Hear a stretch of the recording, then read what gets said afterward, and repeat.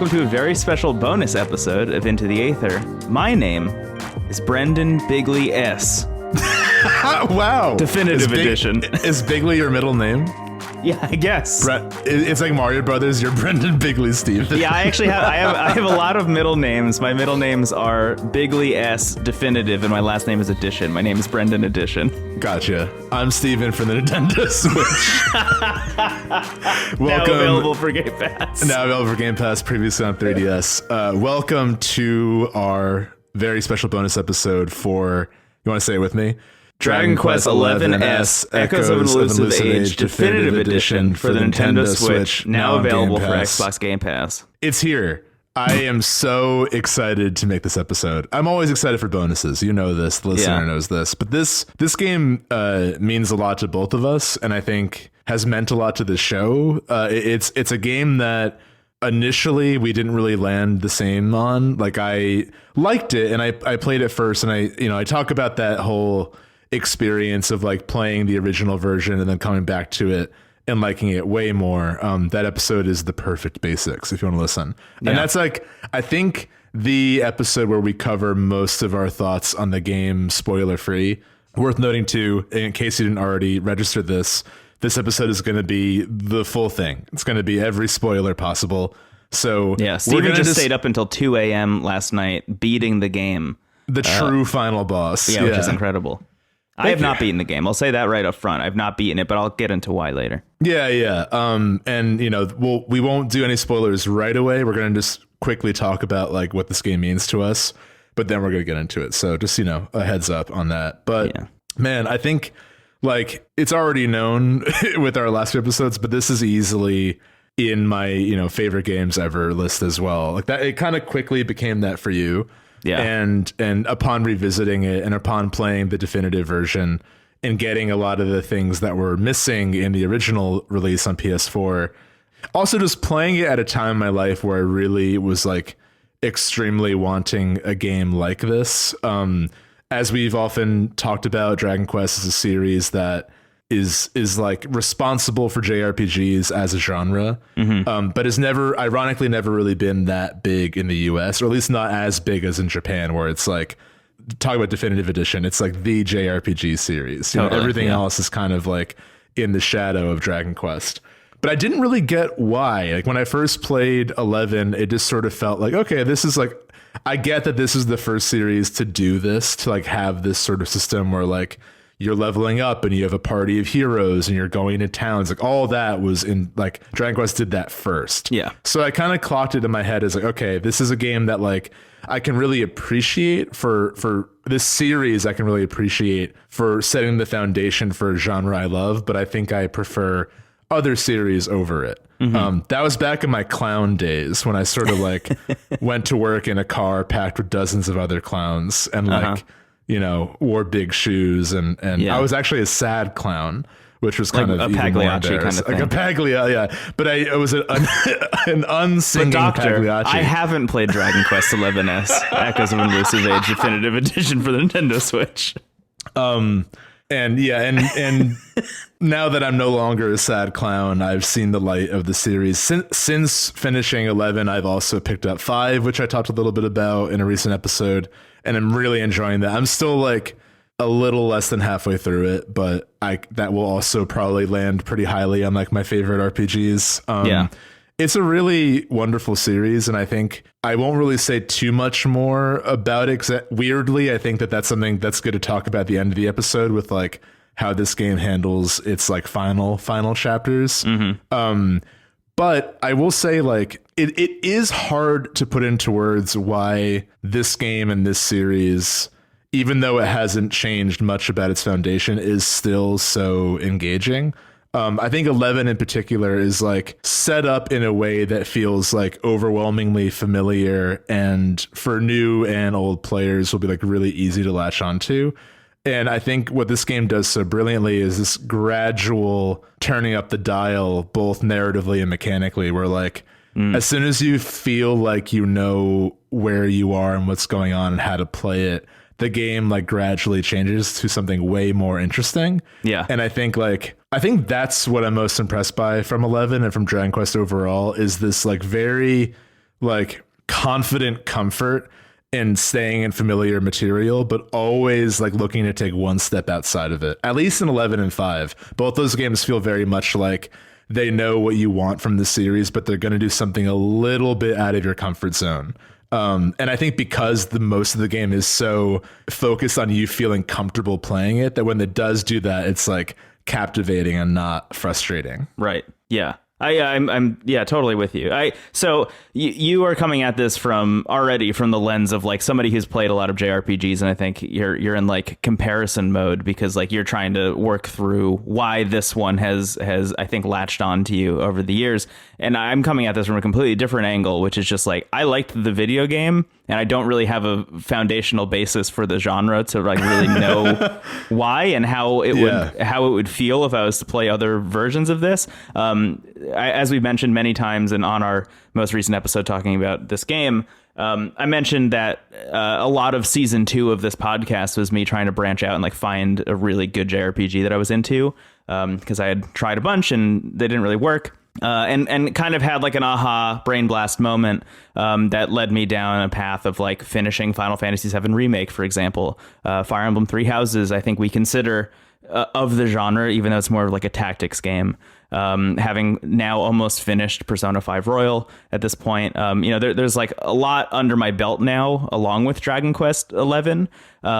So I've had a really interesting time over the past couple weeks ish, in anticipation of doing this episode, like branching out and trying other stuff just to see how it compares.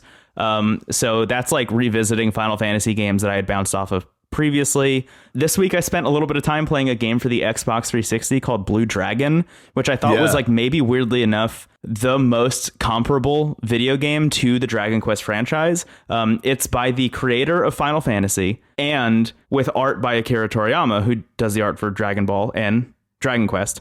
So it was like, okay, so here's another person, a Square Enix longtime employee and game designer making a JRPG with art by Toriyama. How does this feel in comparison to Dragon Quest? And the answer is that it's a night and day thing. Dragon Quest is so like wholly unique in itself. And I'm coming to learn that by revisiting older Dragon Quest games, but also by experiencing other things in the genre, especially something like Blue Dragon, which honestly just feels like a Final Fantasy game with Toriyama art, which I just wanted to mention because it's a game that you should probably play. It's available via backwards compatibility. You can get it for, I think it's like $10, and is really good as far as I've played so far. I've played like the first like 3 or 4 hours. But it really just kind of served as a highlighter for me to understand why I was clicking with Dragon Quest so much, because although a game like Blue Dragon or a Final Fantasy does a really wonderful job of like creating a compelling cast of characters and a party that you want to hang out with and going around this world and solving like a calamitous crisis essentially in pretty much every instance, what Dragon Quest gets right, I think, that almost every other JRPG I've played does not, or doesn't even attempt to do in a lot of instances, is create a world that you just want to live in and hang out in and feel comfortable not spending time saving the world. I think in Dragon Quest 11 specifically, we talked a lot about Final Fantasy VII Remake being the high fidelity version of what you thought you were playing in 1997. Like if you played Final Fantasy VII when it came out,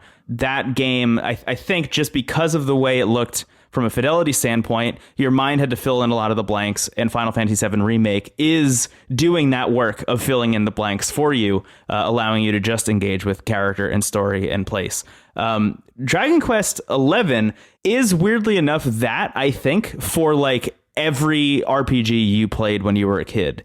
Dragon Quest 11 to me feels like it is doing the same thing, taking a lot of the work that your brain used to do while you're playing, like, I don't know, Link's Awakening on the Game Boy, and saying like, we got that taken care of, man. We made the world that you were imagining, and now you just get to hang out in it. You get to walk around and see the citizens hanging out like in an inn or at a bar or fishing on the coastline or dancing also on the coastline or hanging out at a casino or whatever, like they just put so much time and effort into creating a world that is beautiful and that is joyous and is fun to be around, that when things start to go to shit from a narrative perspective, you feel a real sense of urgency and attachment towards the need to save the place.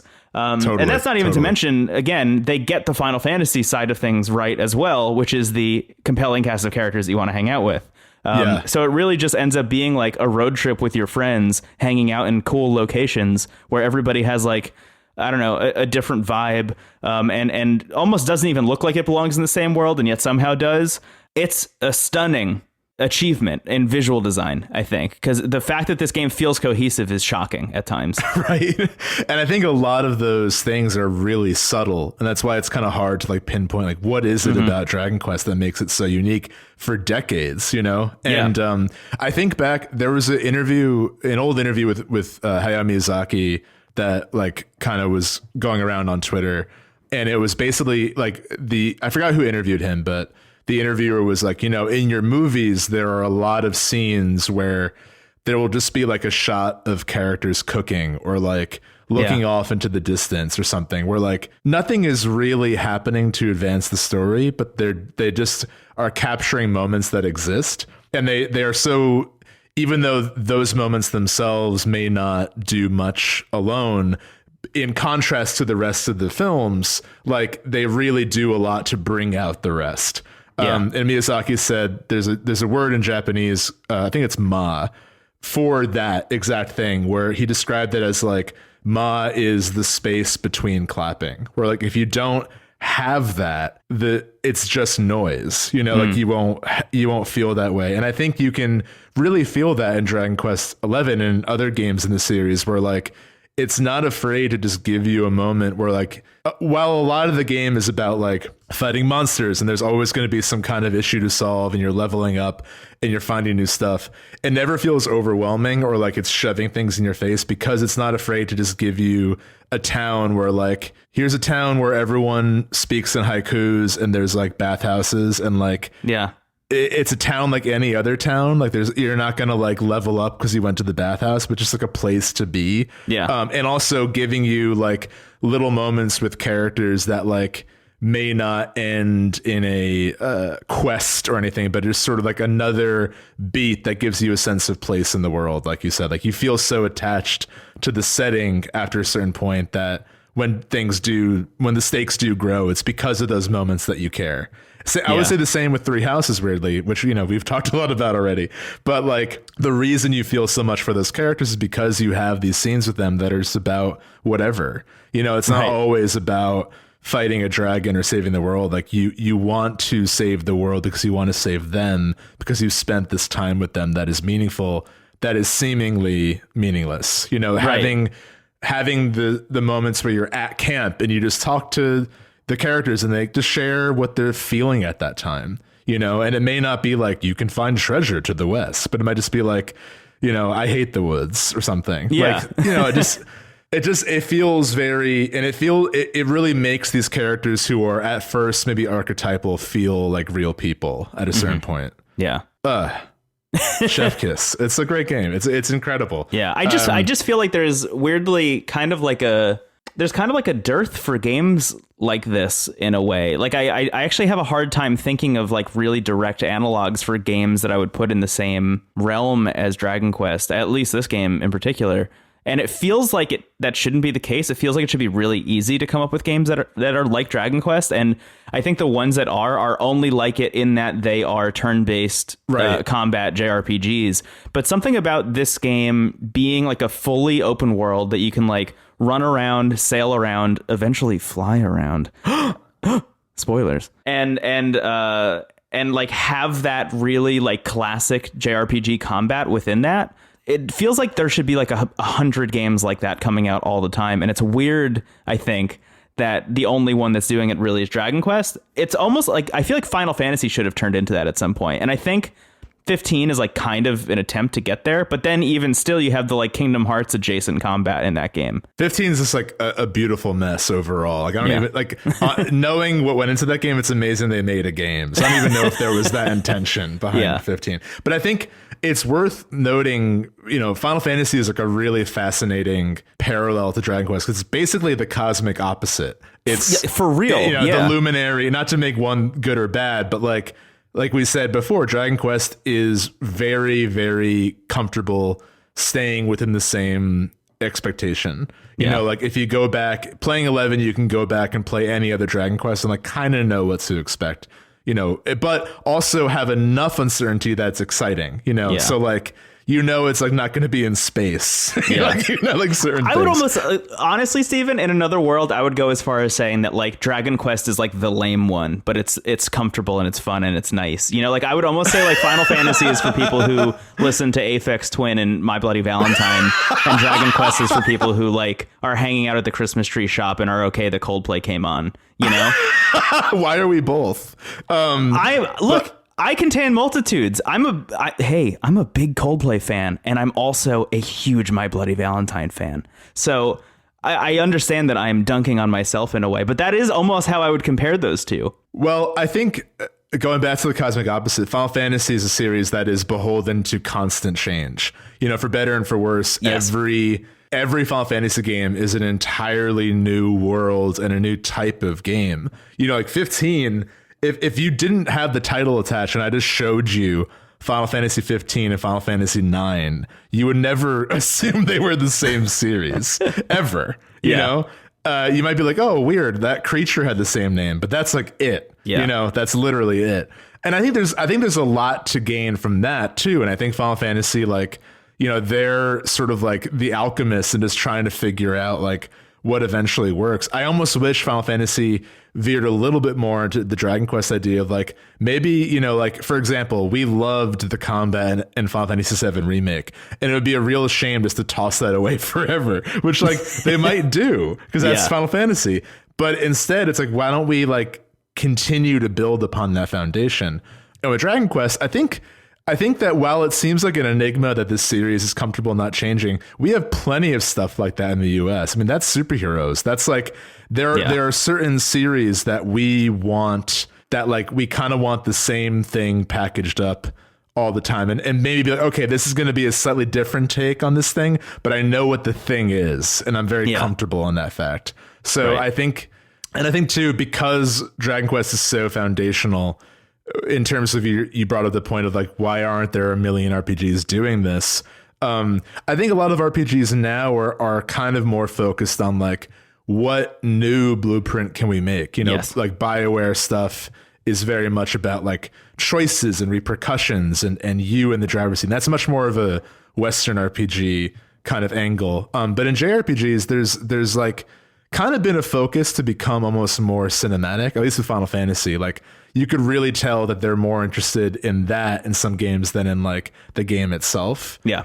So yeah, I think that there's still like a void for a Dragon Quest-esque RPG, even though it has had this profound influence, which happens a lot. I mean, sometimes you can see like, what is the movie or what is the book that like created a genre, but none really capture what that original piece was like, you know, like it creates an interest, but it doesn't create like emulation. Yeah. And I'm kind of grateful for that, because I think like when a new one comes out, I'm going to be so excited because I know what kind of experience I'm going to get, but I don't know what like flavor it's going to be, you know? Yeah, and totally. That's really exciting. Yeah.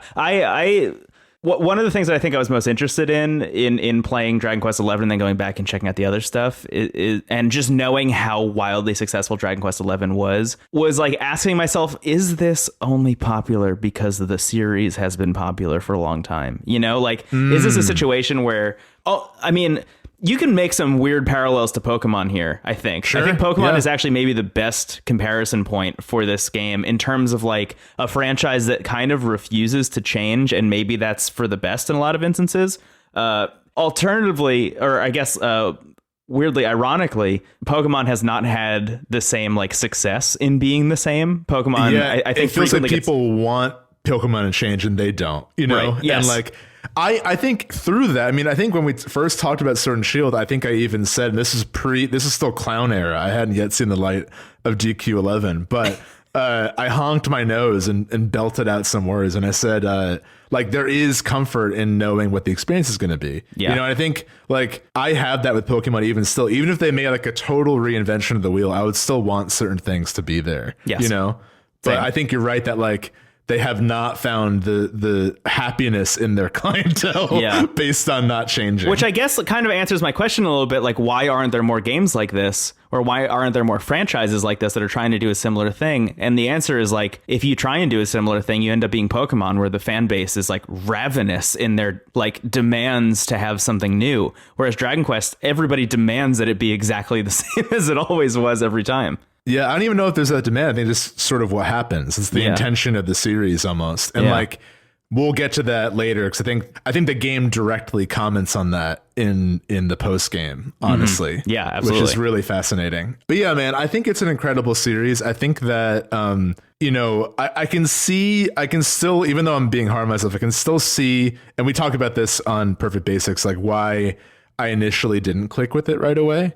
A lot of that was because of the version I played, honestly. Yeah. But I do think that like this is the kind of game that you do need like the right headspace for. I think you need to know, like, okay, like here's the experience I'm getting into. It's very welcoming and very comforting. So it's not like you have to like pre-program anything or like, situate yourself in any way. It just sort of like, I can still see people playing the definitive version and feeling a version of the way I initially felt, where they're like, this has kind of been done before, like this is overly traditional.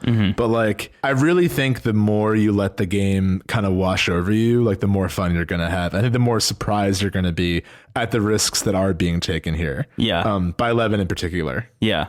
Yeah, I'm right there with you. And honestly, I just to, if you're a person who's listening to this and you haven't played this game and you're curious, if maybe we haven't answered that for you, like, oh, should I check this game out or not? What I'll say is that Steve and I had an episode about this game right when it came out, or I guess when the PS4 version came out, or somewhere around there, that was called Dragon Quest 12. This time Qbert is in it. And you can go back and you can listen to that. And honestly, that was when Steven was bouncing off of the game. He was in the process of ricocheting away from Dragon Quest 11.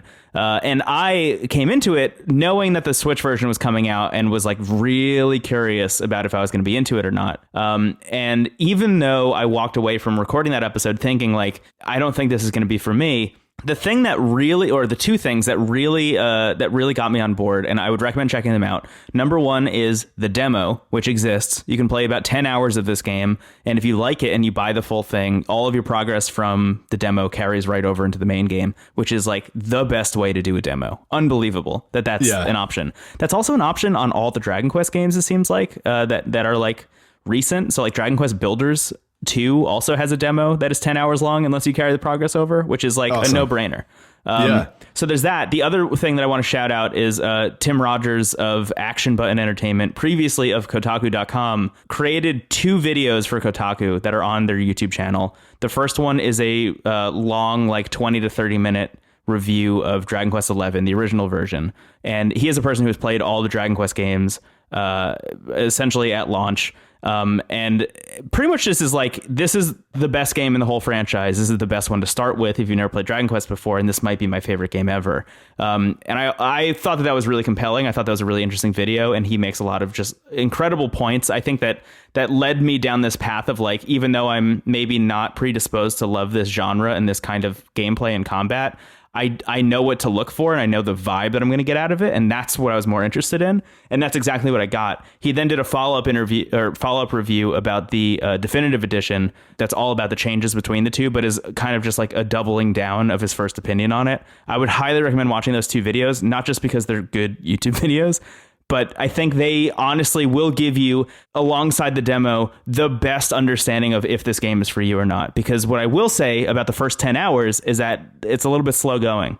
I don't think that this game really puts its best foot forward, because it feels very like paint by numbers story wise. Yes. As we talked about in that very first episode, it feels as if whoever was writing this game thought that they were writing the first ever fantasy story, because it's like every trope in a row for like 5 hours.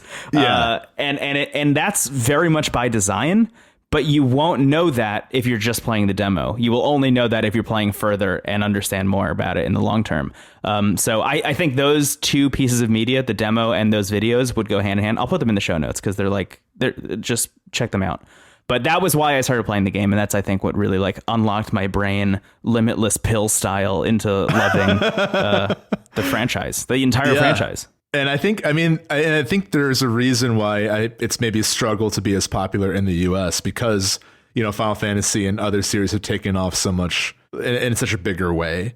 Yeah. Because I think Final Fantasy has kind of created this understanding of like what this kind of game should be. And Final Fantasy comes with an inherent kind of like grittiness to it at times, or at least the ones that take off the most in a lot of instances have this like kind of like, what if the real world was filled with magic and like supreme evil beings in a lot of instances. I think Final Fantasy VII, you know, being the biggest one probably is a huge indication of like what people want from that kind of story, whether they know it or not. That like clearly the numbers reflect that. I also feel that way about 10 in a lot of instances, because 10 was also, at least amongst my friend group at the time, extremely popular.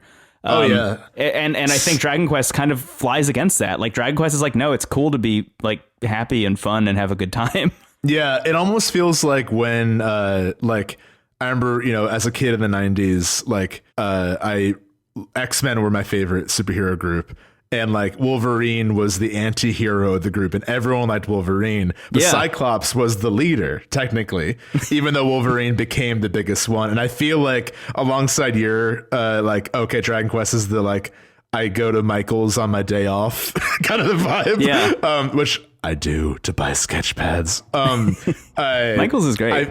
I feel like Cyclops is the Dragon Quest, but like Wolverine is the Final Fantasy, where it's like, I'm like, or maybe it's even, I think even a better analogy is like Batman and Superman, where it's like at first glance, Superman is like incredibly boring and everyone writes him off as like, I don't want to read Superman. He's like the most generic superhero ever, but nothing is better than a good Superman comic. Oh my God. The Superman comic that understands why Superman is the like, literally the foundation for most superheroes, and like what goes into questioning that and like subverting that. They're incredible, you know, and now at this point in my life, I am much more interested in a good Superman story and having that optimism while questioning that like traditional formula than like a gritty Batman story. You know, as much as we both like, we had a whole episode about the Arkham games. Like I love Batman too. There's a place for both, but I think that a lot of people have the notion to write off the like optimistic, comfortable one. Yeah.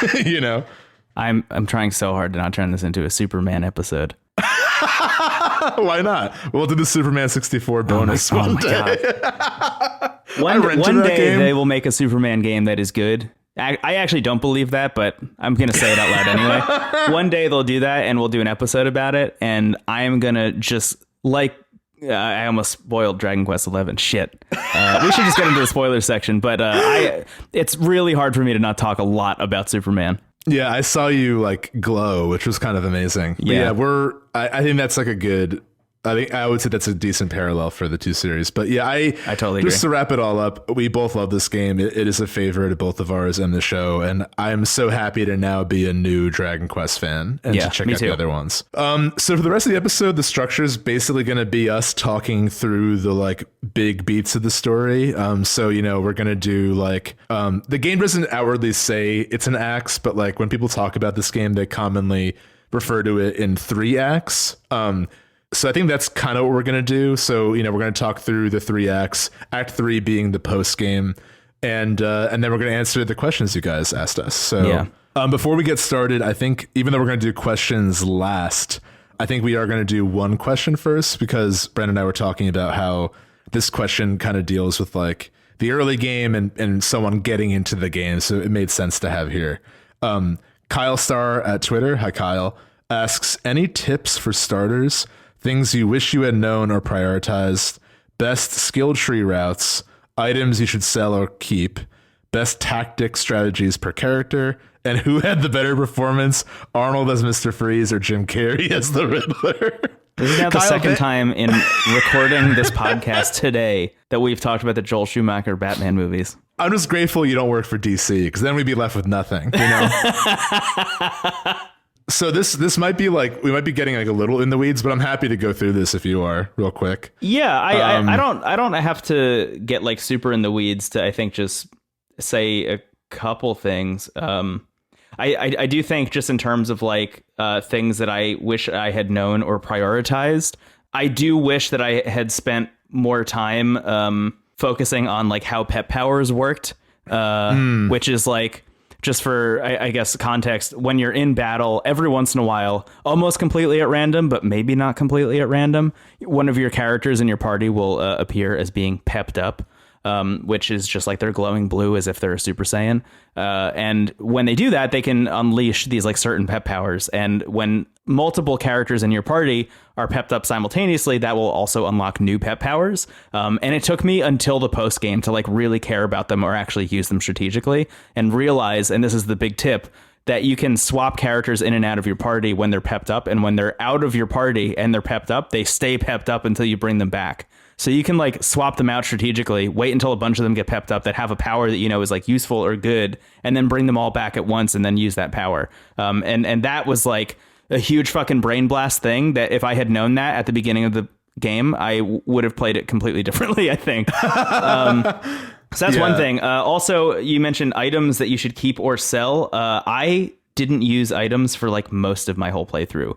It, again, really wasn't until the post game that I started using stuff. I actually didn't even really look through what items I had until like way later in the game, and realized that I had a bunch of items that like increased the stats of my characters permanently that I had just been holding on to for like 30 hours. Yeah, I'll say this, something that I also didn't really fully realize until like maybe the end or the post game is that, like, I'll say this, a small critique against the game, the UI isn't wonderful. Like the menu, like, yeah, there are like three start menus, and one of them is when you press Y, one of them is when you press select, and one of them is when you actually press start, and they all have different things on those menus. It's one of those cases where everything you need is there, but you're not going to know that until you stumble into it by accident. Yeah, it's like putting a flash drive into a computer where you're always gonna put it in upside down by accident first.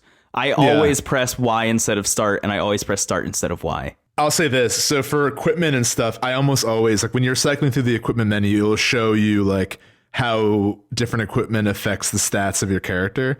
If you hit the button that shows details, it'll also say like passive effects that item has that are in addition to what the brief description was. So like, it really helps to know that. Additionally, in terms of items, try not to sell anything, and especially don't sell anything that says you may not get this back. Because like forging is a big deal. You can like forge weapons and armor and like you can make the best sword in the game on the forge. Like you will always be able to make stuff that's better than what you find.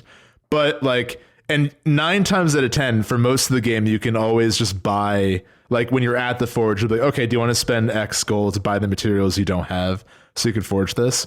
But as you get better recipes, you'll find items that like you can't buy, and all that, like just that stuff you'll probably have to Google, and we'll talk about that later. But you can also you can browse the ingredient list from the forge.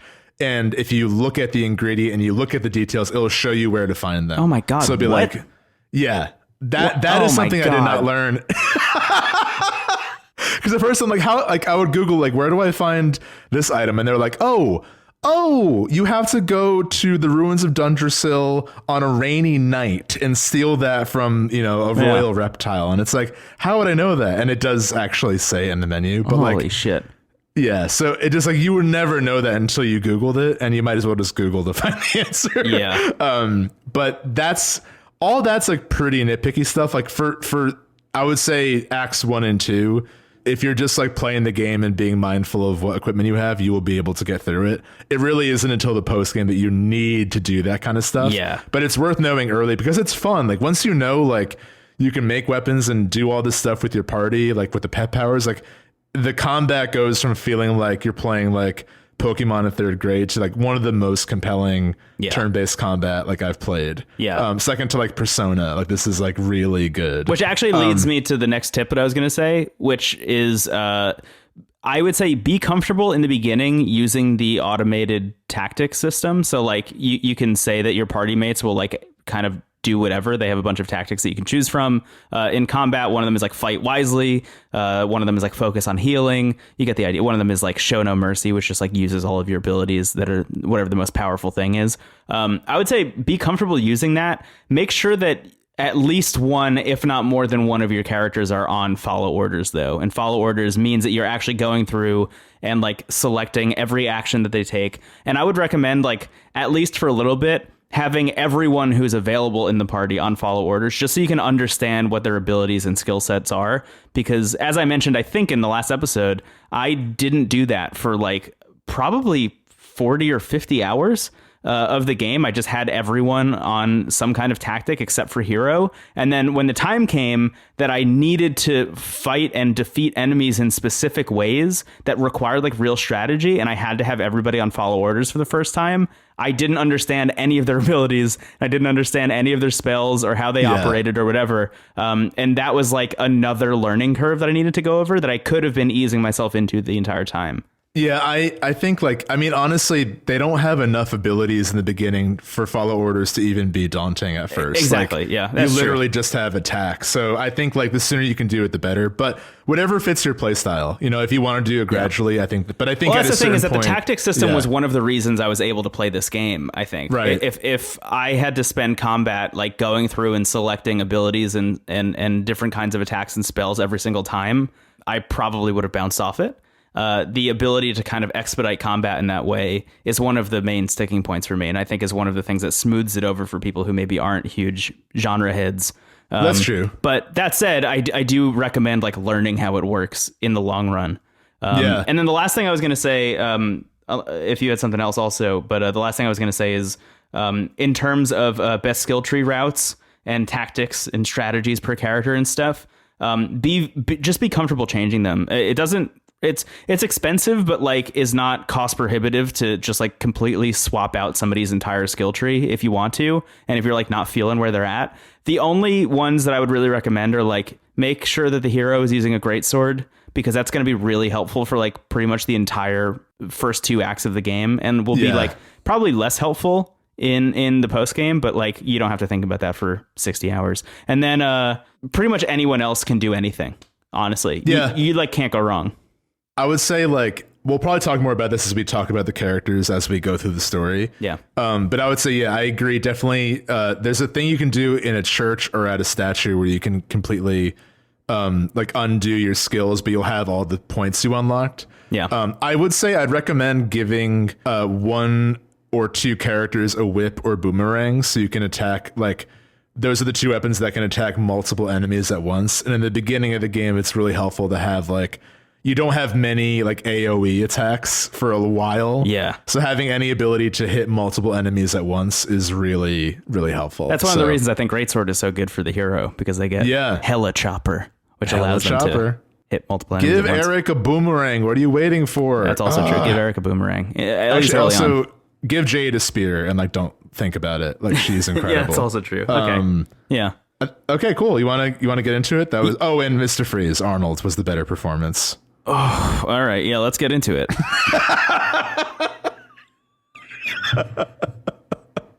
Let's break the ice. That's the second time I've said this today. I said that in the previous episode.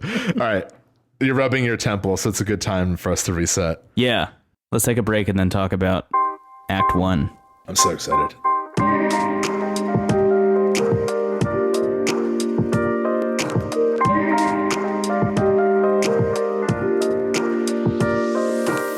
Dun, dun, na, na, na, na, na, na, na, na, na, na, na, na, na.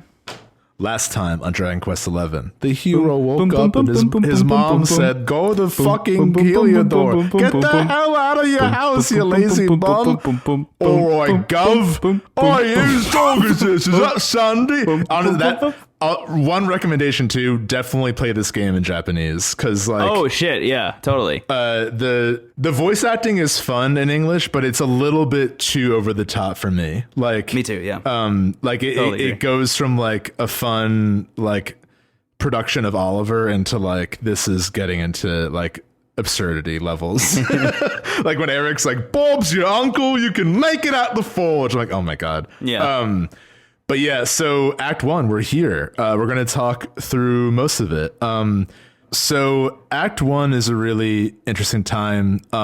It's basically, it begins, as we've talked about already on older episodes about this game, But the game kind of kicks off with the hero waking up in his like very Dickensian humble village where he's got like a childhood friend and they've got a dog named Sandy, and everyone's like, all right, you're a man now, you got to climb the mountain.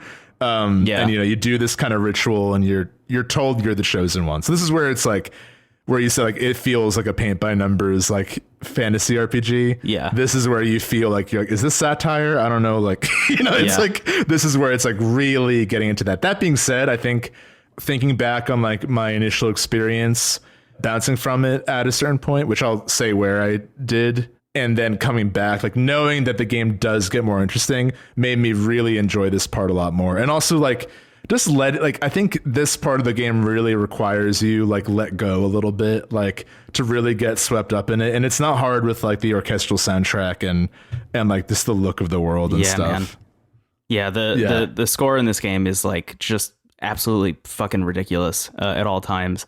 So, some of the later tracks in particular, some of the like traversal tracks are just like totally unbelievable. But the opening of this game, I mean, we've talked about it a whole bunch, but like, I do really like this opening bit. I think it really does kind of set the tone for the entire game with just like an entire town's full of people like waving you on as you have to climb this like mountain that's not supposed to be like too exciting or exhilarating. It's just like you have to like weave your way around slimes, and then it turns out you have to fight a big fucking bird and you use your luminary power to hit it with lightning, and it gets cooked into a Boston Market rotisserie chicken.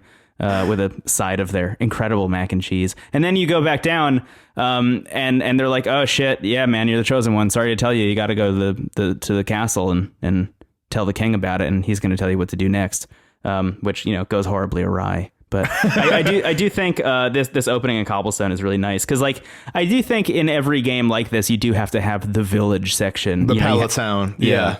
It weirdly, like, it's my favorite thing that Zelda has taken from like the JRPG structure is just like starting off in your opening village every time. I always think about the Twilight Princess village as like the peak of that for me. I think there's a lot of Ocarina of Time parallels too, in terms of like how Act 1 is structured overall, where it's like you're really just going around in these like kind of innocent days getting a flavor of the world. Yeah.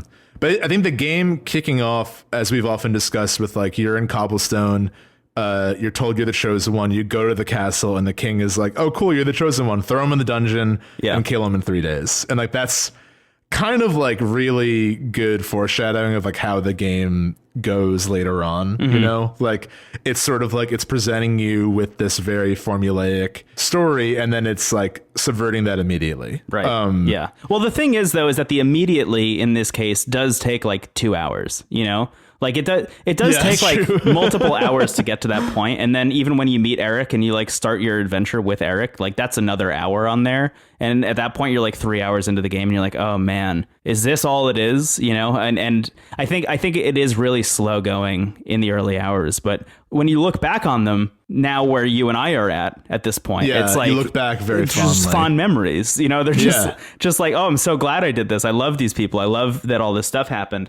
But at the time, I understand why people would bounce off this game pretty early on. And I think too, like the fact that, a lot of people going to this game this game feels like, even though it is a really good entry point, it also feels like they made it in mind of like the loyal fan base, the people who had played like a lot of games before this. Mm-hmm. And like, I think if you went into this game with the prior knowledge of like how the series is, you would not bump up against those early hours as much, maybe. Yeah. But yeah, like when so you get thrown in the dungeons and you meet Eric, who's your first party mate, who's the thief. And like, that's also where the combat is like, you just can bolt attack and that's it. And like, you might learn heal and it's like, okay, like when is this gonna change? I would say for me, even the first time I played it, it really starts to like show you, at least in combat, like it starts to show you what is possible when you go to Hato and recruit Jade and Veronica. No, I'm sorry, Serena and Veronica. Yeah. They're the two mages who have been sent to... So like at this point, you're with Eric, you're both kind of hiding from the Knights of Heliodor. The king says you're the Darkspawn and that you're kind of... Because you're the chosen one, you're indirectly responsible for the big bad showing up and sending monsters everywhere and whatever. You're intrinsically linked, so by killing one you destroy the other. That's his logic. Okay, King of Heliodor, we get it. You're secretly the bad guy. Big deal. So, and there are two of his head knights are always after you, Jasper and Hendrik, who we'll get into. So you're at this point, you're just sort of trying to keep a low profile with Eric and see if you can find any way to escape this fate of being a wanted man, basically. Yeah. And when you meet Veronica and Serena, they're the first characters who are we believe you're the Luminary and the Luminary is good and we're here to guide you to that goal. Right. It is worth mentioning that Eric also does believe that you're the Luminary, and that's why he's hanging out with you, because he spoke to essentially a psychic who was you're going to meet the Luminary and he's going to be the person who's going to save you from whatever trouble you're in. So when he finds out that the Luminary has been thrown into the cage next to him in the prison, he's like, oh shit. I guess this was true. And that's why he feels so compelled to break you out. I forget, why do you end up in the Mangle Grove? Do you remember the Mangle Grove? Oh yeah, that's much later. That's that's early on. That's before. That's before you meet Serena. It's right when you escape. I remember. So yeah, you have to when you break out of the prison. It's when you decide, or when Eric decides that you have to go see his old friend who he used to steal stuff with. Dirk. Yeah, and you have to get back into Heliodor City. So you break out of the castle and you have to get back into the city. And when you get there, it turns out that the thing that the two of you had stolen, or the two of them had stolen together, he has maybe sold and has been returned to this temple, and you have to go through the Mangle Grove to get there. And the Mangle Grove is honestly, this is why I wanted to bring the Mangle Grove up. It is the first place you see a cow who predicts the weather, which I think which is incredible. And B, it's actually the first time that I found the combat to get really difficult, and kind of it was the first moment in which I was playing this game and I thought to myself oh shit, I can't just fly through this. I really do have to think about how this combat's going to work. And it's when you fight the tricky devil, who is this really bizarre character who could really only exist in season 1 episode 4 of Dragon Ball and then never show up again. Because just nobody's powerful enough to take it on, but if you wait 3 more episodes, everybody's gonna be able to go Super Saiyan. So yeah, this thing just turned a guy who's a woodcutter and a carpenter into a dog. And then he's hiding in a treasure chest for unsuspecting passerbys, and you can kick his ass pretty easily, but you just have to make sure that you've leveled up at least twice before you fight him. But I just found that fight to be the holy shit moment for me. And then I just went and grinded for maybe 15 minutes and then went back and kicked his ass because I hadn't learned heal yet the first time I fought it, and then the second time I went in and I had heal, and it was oh, now I'm invincible. I think there's a little bit it's easier to be under leveled in this game because you don't have to fight everything. So if you just run past monsters, it's oh shit, you didn't do anything. You don't know heal. You can't fight the tricky devil. Right. Yeah. And that's honestly one of the instances in which I think that could bite you in the ass, and that really won't happen again until the post game. Right. Yeah, exactly. I do think it's worth, now that you point that out though, it's interesting how I feel every Dragon Quest game does have that early game wall where it's okay, make sure you're this level. It's almost like fighting Brock, where it's you gotta be at a certain point and have certain people on your team to take him on. They do have that in Dragon Quest 5, and I just hit that in Dragon Quest 8 also. I started 8, and there's a point where they literally say hey, there's a weird monster blocking the road, make sure you're at a certain level before you go there. It's interesting. And I think, while that could sound tedious, I think what it does is it just makes you stay in the world longer. And honestly, even outside of there are enemies you can find in the game called metal slimes that if you find them and you defeat them, which you can only do with critical hits, which is a whole other thing. But if you do defeat a metal slime, you get a ton of experience and you level up a bunch, which is really exciting. But it's still not a ton to ask. If you're fighting things along the way, you will usually be the level you should be. Until again the post game, which we'll talk about later.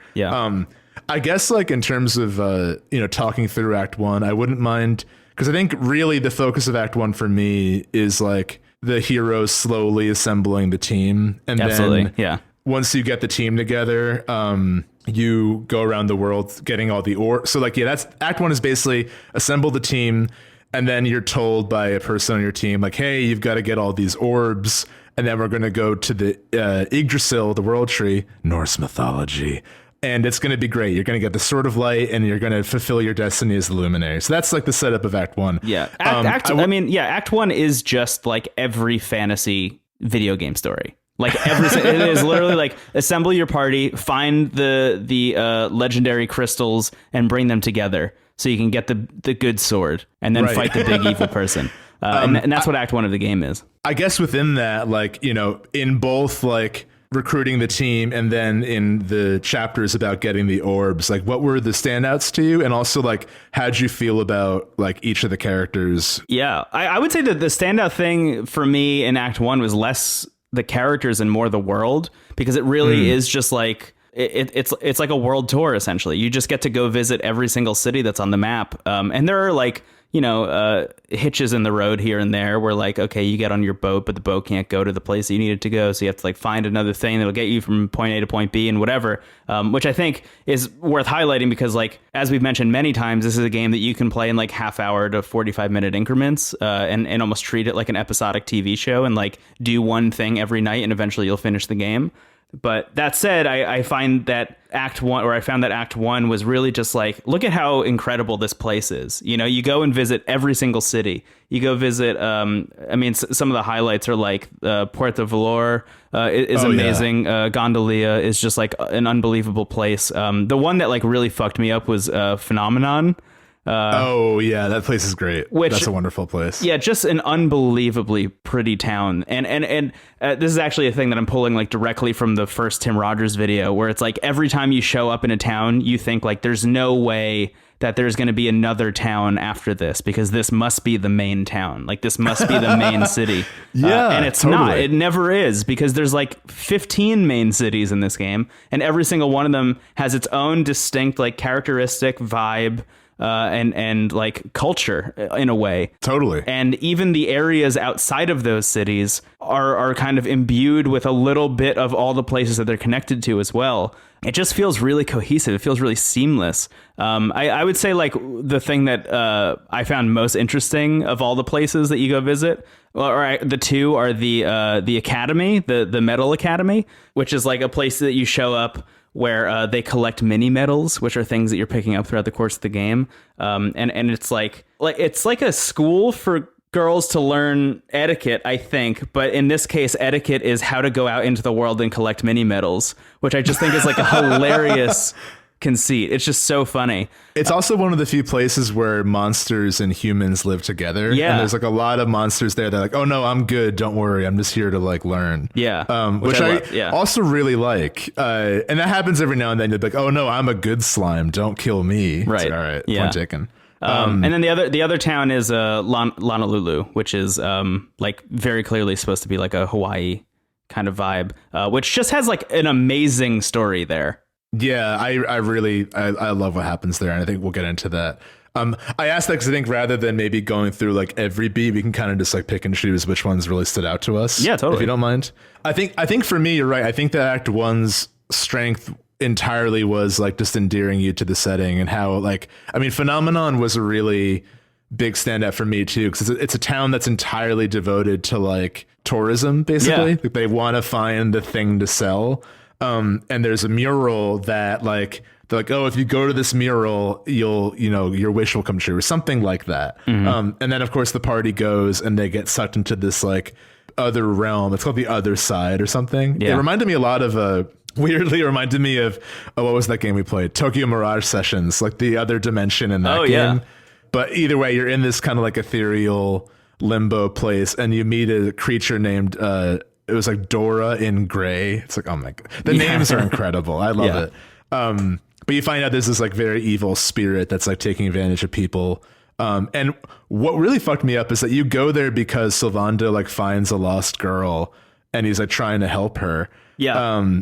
And then when you're on the other side, it's like you find a journal from someone who is like overtaken by the spirit, and they're like, this spirit will either use your greed against you, and it even targets people of like kind intentions, like beware of the lost girl, like that's not an actual child.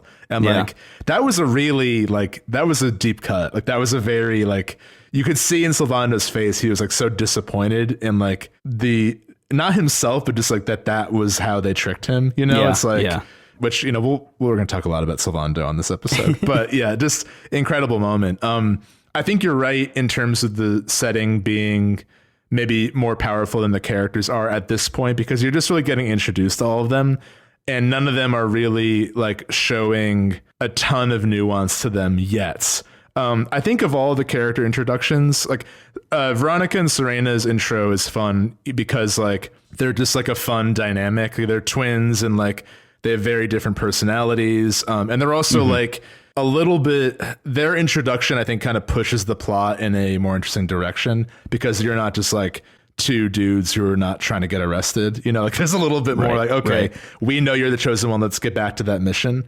I think of all the character introductions at this point, I mean, Sylvando's is great. Sylvando is this incredible, he's like a jester who performs in the circus, but like may or may not secretly also be a knight because he's like very powerful. Yeah. And when you meet him, like the town you meet him in, Gallipolis, the prince is like this really cowardly guy who won't do anything on his own. He's like afraid of messing up in front of his dad.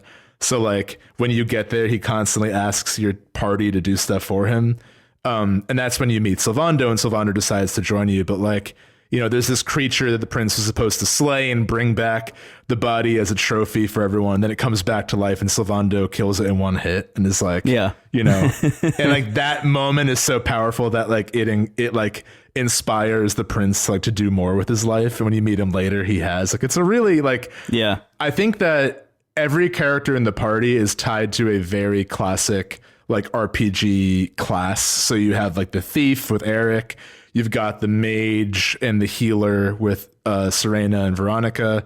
Apparently like a classic party role in Dragon Quest is the jester, or in D&D the bard, you know, and that's Sylvando. Yeah, right. But I think what's really interesting is that like all of those classes inform their personality. Like what they do in battle is also kind of who they are as people.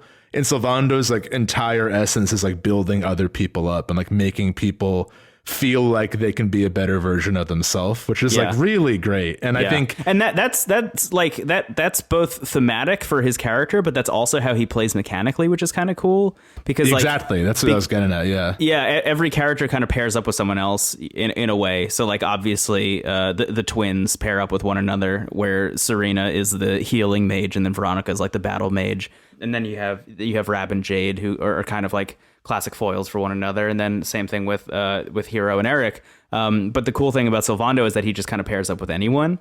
He can lift anyone up, and he has pet powers with everyone, and he can learn every kind of weapon essentially for the most part. So he really can be anything that you want him to be, and he is happy to do that. Which is amazing. I was going to say, of all the character introductions, his I think is the most compelling to me. His story just was immediately fascinating, and it only gets better the more you learn about him as well. Yeah, I think that there's I think that like Sylvando joining the party, he's the first character that doesn't feel like a trope. In fact, like we don't see many characters like him in RPGs like this, you know? So it's worth noting, like, Sylvando is like incredibly flamboyant character, and like I think there are moments where like the game might kind of tiptoe around like elements of homophobia, but I think what I found really, and there's a great piece about Sylvando in a gaming magazine. They have an article, Dragon Quest XI Sylvando is a complicated gay character.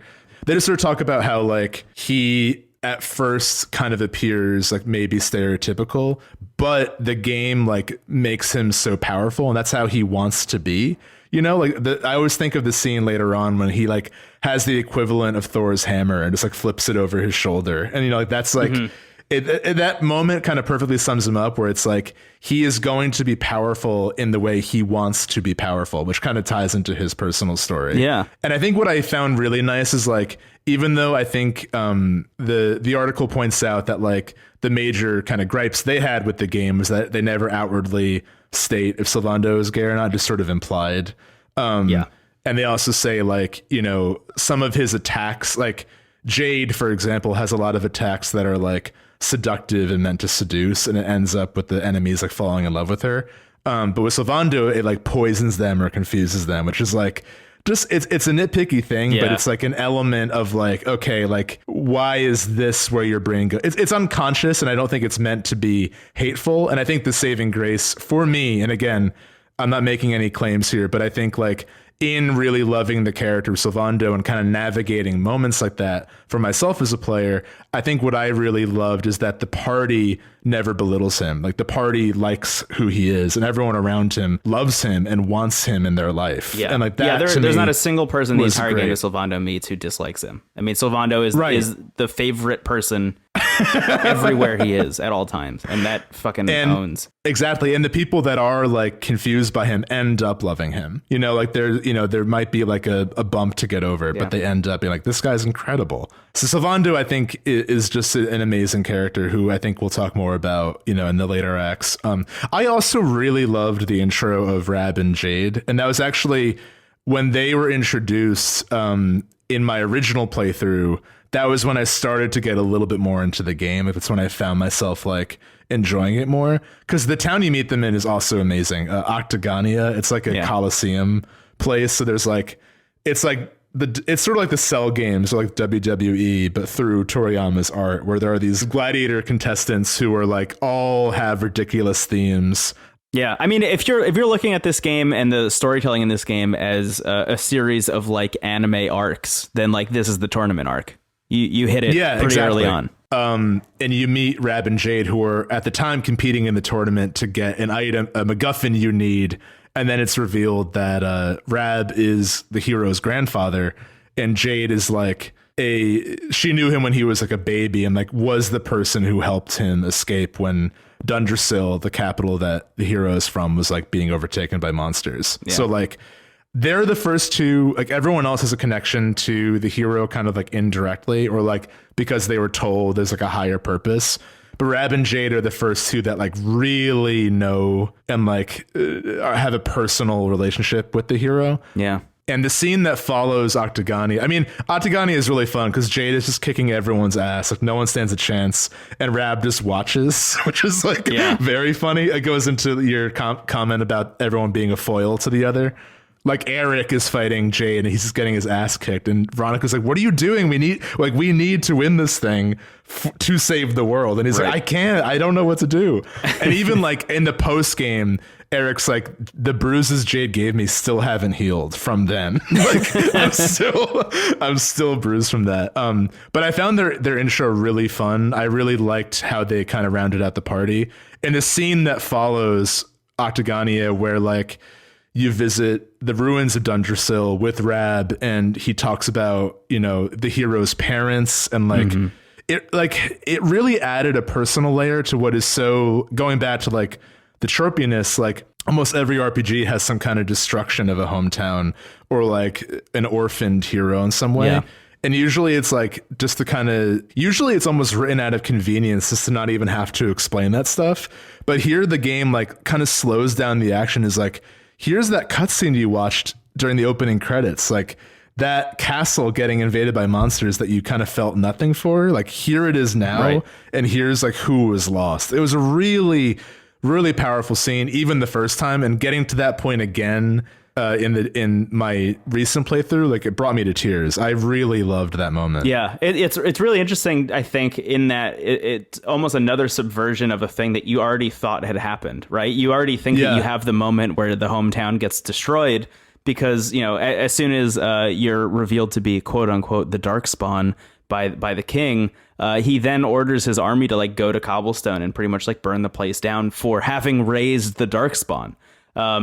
So you're like, oh shit, my hometown got burned down. And then you find out here, it actually happened when you were a baby. Your actual real hometown got burned down. And now your second found family hometown also got burned down, which is really sad. I mean, just really brutal. But I agree with you here that this is like, I think the moment where they take something that generally is written into stories like this as a way to just kind of like give you something to cling on to. You know, this idea that like, oh yeah, you were the prince, you were supposed to grow up and become the king one day, and you're the chosen one or whatever. And that was kind of it. And they bring it down to this really like personal, kind of brutal level that really landed for me, and really was the first moment that I was like, oh my God, I actually care who the hero is. Because up until that point, I had just been thinking of the hero as like the insert for me. Right. And this is the moment where I was like, oh my God, no, wait. He's his own character, and he has his own thoughts and feelings and opinions and vibe and struggles and sadness and stuff. And I was no longer just allowed to imprint myself onto the hero. It was just like, no. It seems like Yuji Horii and team want to write the hero. And I was very glad to let them. I mean, it's just like, because basically what happens is there's sort of like a funeral ceremony. And I think Rab says something like, if someone is killed by a monster, their soul is kind of stuck. Like normally when someone dies, they return to the world tree, Yggdrasil, and then like are kind of reborn in some way. Kind of like how the hero is like the reincarnation of the hero. There's always a Link, there's always a Zelda kind of thing. Man, Lighthouse City. There it is. I was like, why do I feel the need to hold my breath for a second? But by doing the sort of funeral ceremony, they're able to like free the spirits of his parents. And like, I think that moment also kind of sums up what it means to save the world in this game. Cause like you're given all these really quiet, tender moments that endear yourself to the setting and to these characters. And like you said earlier, when that's like taken away, all you want to do is this world to continue to exist and to progress naturally. So anything that is like putting a damper on that, you like despise, like it's really, and we'll get into that, I think, in Act 2. But I really love this. And the scene that follows this, when you're with Jade and she's like kind of talking about how, the hero's mother was kind of like a mother to her and like how that like informed her upbringing. And that reunion is cut short by Hendrik, one of the two head knights of the king, sent to capture the luminary. And this is the first time that Hendrik, they kind of set up that like, whereas Jasper just sucks shit and like, is like easily or like clearly a villain, there's a little bit holding Hendrik back. It's revealed that he, knew the princess, or that Jade is the princess of Heliodor. And like, he is kind of torn between his like relentless selflessness and like servitude to the kingdom and his own personal relationship with Jade. And she's like, his sister basically. So that scene where they're like fighting and they're getting flashbacks of each other, I thought was also really compelling. And like, I kind of think like with Jade in the talking about the characters, Jade is easily like one of my favorites, but I feel like they give her so much in this scene.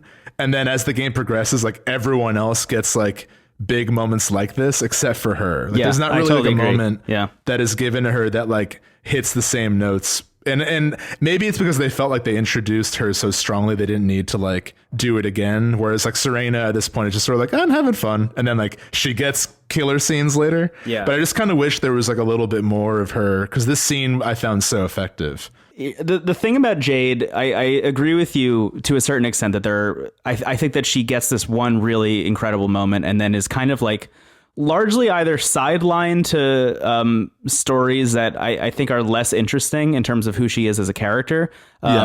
Or is sidelined entirely, right? It's like one of two different versions of being sidelined. I would say the one instance in which there's actually a moment with Jade that like made me well up was when she finally meets her dad again, who has been that's incredible, been cleared of being possessed in a way. So very Lord of the Rings style vibe here, where the king has been possessed the whole time, and turns out it was like the big evil guy, and eventually he leaves King Carnelian's body, and he comes back to his senses, and it turns out that he's been essentially possessed for like 10 years. Yeah. I mean, it's been a long time. It's been like 10 to 15 years of him being possessed. And the moment in which he sees Jade like grown up as like a real adult person who like exists in the world, and is like, oh my God, you've done so much. You're like hanging out with the fucking Luminary. You're like part of the Luminary's group of people. Like, I'm so proud of you. It was like this extremely heart-wrenching moment for me. I really appreciated kind of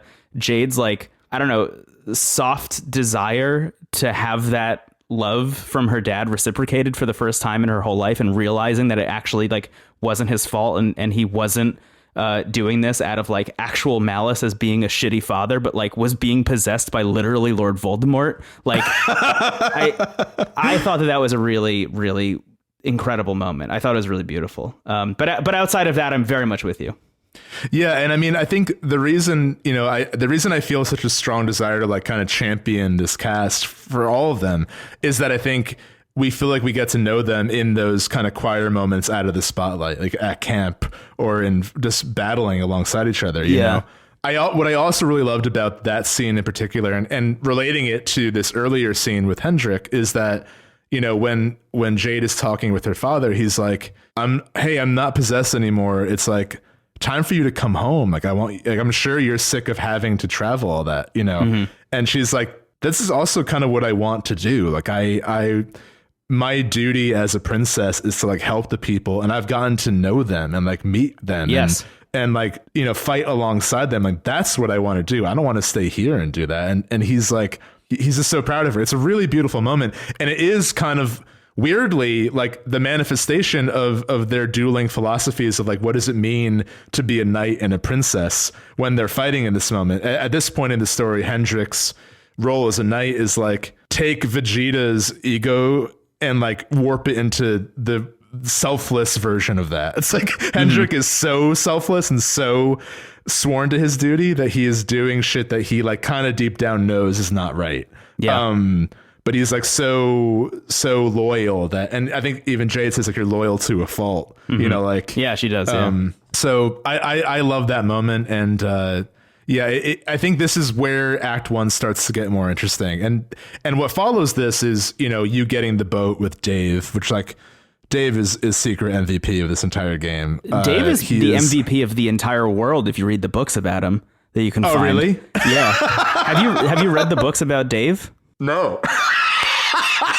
Sorry, the way you asked that was like, I feel like I'm at recess in 5th grade. Like, dude, did you read about Dave yet? Do you have a shiny Dave? Okay. Pokemon so just for context, Dave is the number First one to Captain Sylvando for the boat that you end up traveling the world on.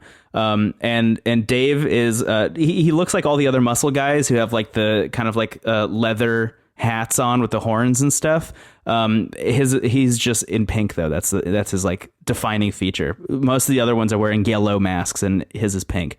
But anyway, if you go to Honolulu, which we're about to in the story, but if you go to Honolulu, there are a bunch of books on the bookshelves of the citizens around Honolulu that describe the story of Dave. I think he's from there. And he's like a legendary figure in the world of Dragon Quest XI's. He is like a fearless, nightmarishly brave and valiant warrior who like used to travel from town to town and just save people's lives and then like kind of disappear into the night like a superhero. It's incredible. I highly recommend reading about Dave. This is your new quest when we're done recording this. I will say too, just in case you're wondering, when you do beat the final boss, it's one of those things where it asks you to save, but you can keep playing like right before then. So cool. Yeah. You can continue to navigate the world. So I'm like, what happens when I beat it? Do I just like, am I done? Anyway, you know what I'm doing? I'm reading about Dave. Yeah, you got to read about Dave. But yeah, so at this point you get the boat and you're tasked with like get all the orbs, which is like, you know, as RPG as you can get. And this is, I think Phenomenon is one of them, which we talked about already. Honolulu, which in my original playthrough, I got to Honolulu and for whatever reason moved on. Not because of it, but just because I'm like, okay, I feel like I'm getting a sense of how long this game is. I don't know if I like it enough to keep going. Yeah. But this, like, I remember it was a very important moment for me in this playthrough, getting to Honolulu and be like, okay, I'm back to where I was. And like, I'm gonna keep playing. It's kind of a fun quest. This is also like, I think the story that happens in Honolulu is like very much like weirdly microcosmic of Dragon Quest's like energy as a whole. Cause like, oh yeah, you go to Honolulu and actually the first thing that happens is you kind of get lost at sea and you wake up at the Strand, Death Stranding. At the Strand, and you meet a mermaid named Michelle who goes by Shell, which I love. And Michelle, who talks in rhymes like all mermaids do, is like, "Hey, I'm so sorry you're stuck at the Strand. Like, can you go find this dude I love he's at this fishing village nearby, and she like mentions low key that she's from like a city of mermaids that may or may not have an orb. And Veronica's like, psst, if we help her, we can get an orb. So we should do it because of that. Yeah. Which like, I really love throughout the whole game how like, you know, the party chat feature where like, no matter what your objective is, you can talk to everyone in your party and they'll have like 2 bits about it. And like, Veronica is like always kind of scheming like for an end result, which is very funny. But like Eric and Veronica always kind of have like the more like renegade side of thinking, and then everyone else is like, it's fun to camp. But anyway, so you go to the fishing village, and then the first thing that happens is like you stumble across an a older woman doing like a pop-out book show for the kids. It's just like, gather around children for like the legend of the mermaid, and it's like this evil wicked mermaid sucked this guy's soul, and you know, and everyone in your party is like, whoa, we know Shell and she's nothing like that. Like that's whack, that sucks. But in the back of my mind I'm like, okay, like I don't know if I really trust Shell at all. Like we met her shipwrecked and she was like, oh, can you find my long lost love? And this whole village is like, mermaids suck, they will steal your soul. I know what the seas are like. I've sailed with Dave. It's a thread out there. Then you meet, I think you have to go out and save one of the fishermen who ends up being connected to the mermaid in some way. And he's like, please, like the man she's referring to is my grandfather.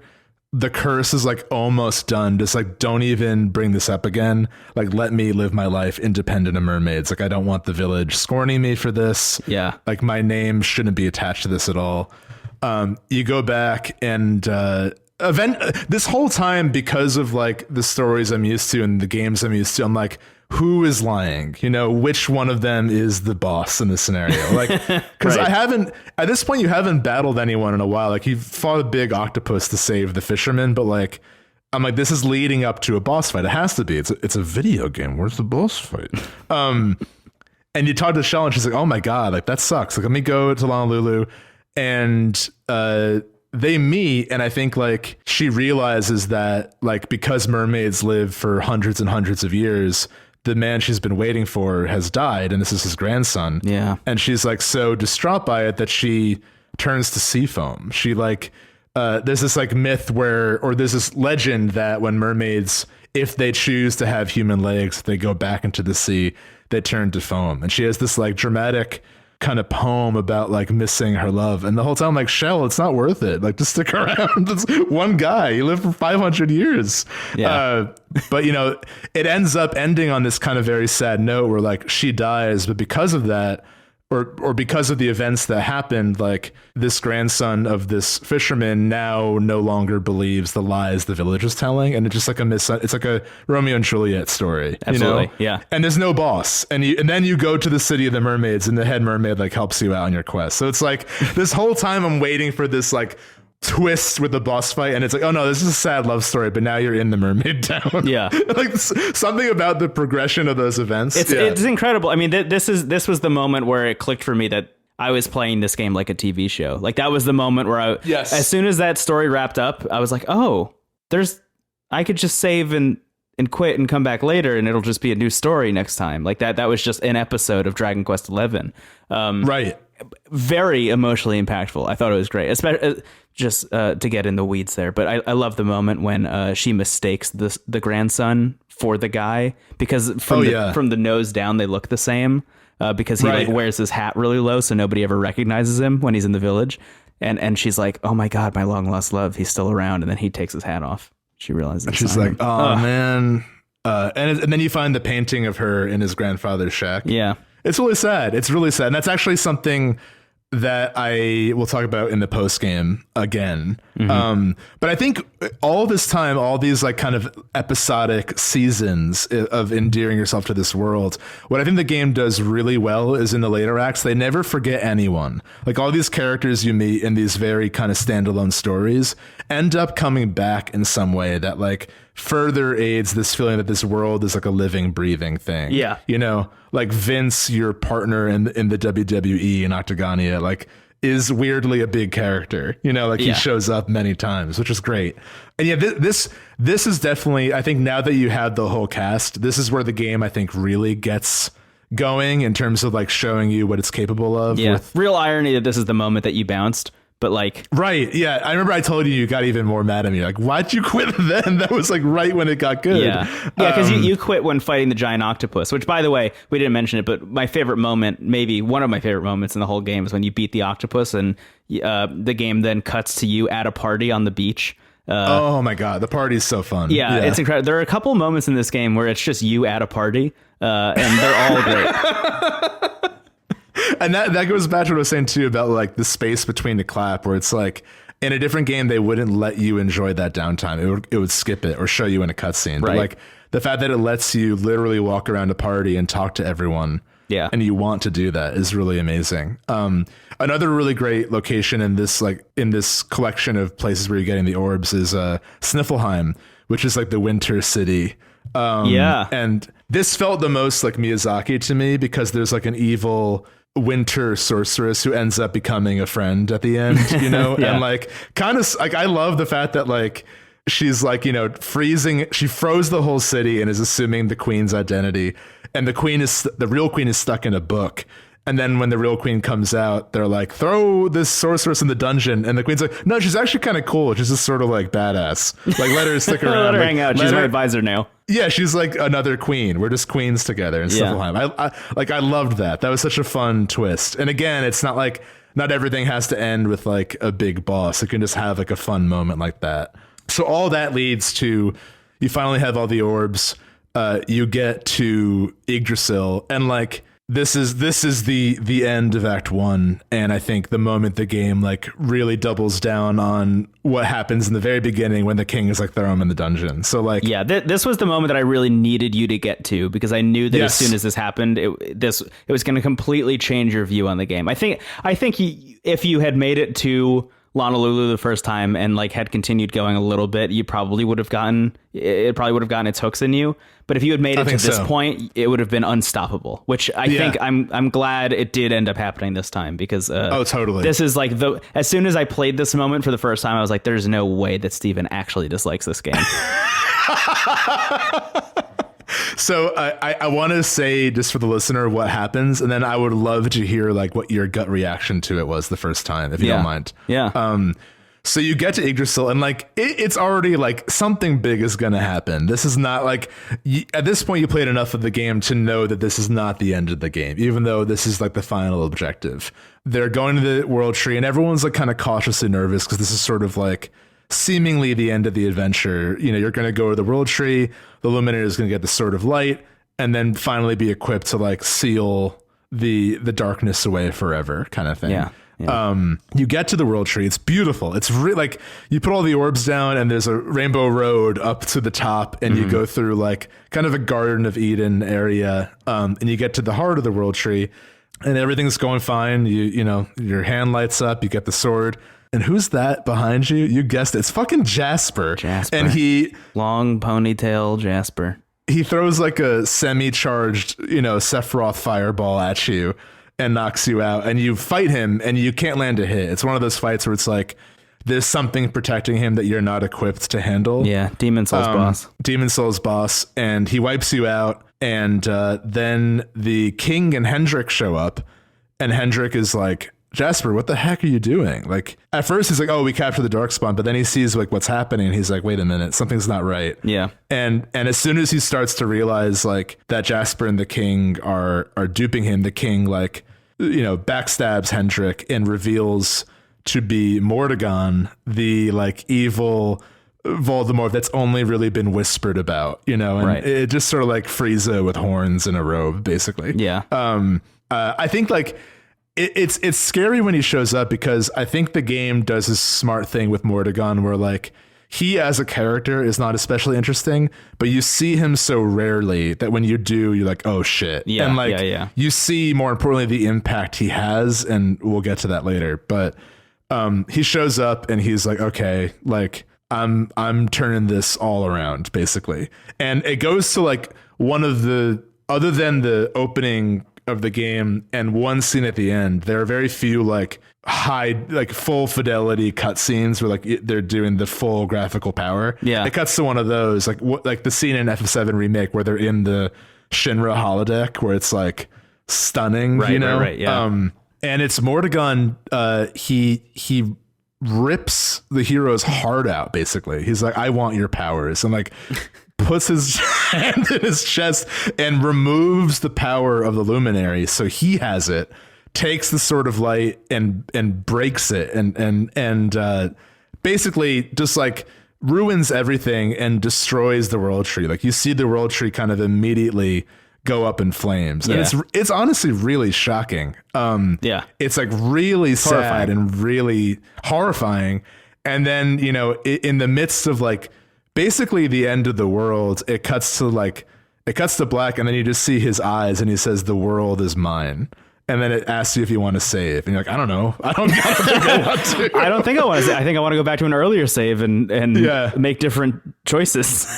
So what was your like gut response? Because I kind of had a feeling something like that was going to happen, and even still, it like was a gut punch. But like, how did you feel the first time you saw that scene? I mean, I didn't think that was going to happen at all. I was perfectly content with this game, just kind of like subverting things in little tiny ways here and there. Weirdly enough, this is not as much a subversion as you would think, right? I mean, as you've mentioned a lot, this is like exactly what happens in Final Fantasy VI, right? Yeah. This is like, beat for beat, almost the exact vibe that happens there. But I was just really curious to see what happens afterwards. And like, is this going to be one of my main fears about this moment was that I was going to have the same reaction that I had when playing Guild Wars. Guild Wars, the MMO for the PC years and years ago, opens with just an incredible, beautiful world for like 15 levels. And then there's like a big, horrible war that happens. And then they like kind of scorch the entire earth. And then the world that's left after that is like this kind of like boring, drab, orange nightmare place that I hated being in. And I immediately stopped playing because I just thought it was like so boring. I was like, I don't even want to see the other end of this. I don't want to bring this world back because I know it's going to take me like literally hundreds of hours to get there because this is an MMO. And that was my fear with this game, was that by the time I got to the other side of that save state, I was going to be left with a world that I hated after being built up and loving the place for so long. And I guess what I didn't realize was actually what came next, but that's Act 2, so I guess we could talk about that after. But I that was my main concern. I love this as a plot element, and I think it's great, and they pull it off perfectly. I think like this moment only works because of the execution of what comes after, and I totally agree. They completely nail it, and they earn this moment. But at the time, I was like, oh shit, this could go very south for me. Totally. Yeah. I get that because I mean, so much of, like you said earlier this episode, what you loved about Act 1 was the setting. Yeah. And the fact that now that is up in flames is like, okay, well, do I like Eric enough to keep playing? I don't know. Right. And at the time, the answer was no. At the time, I as much as I liked some of these characters, I wasn't playing it for them. And it's what came next that made me start playing it for the characters more than the setting. I agree. So I think we'll probably take a quick break here and then get into Act 2. Yeah, that sounds good. Hell yeah. Talk to you soon. Goodbye.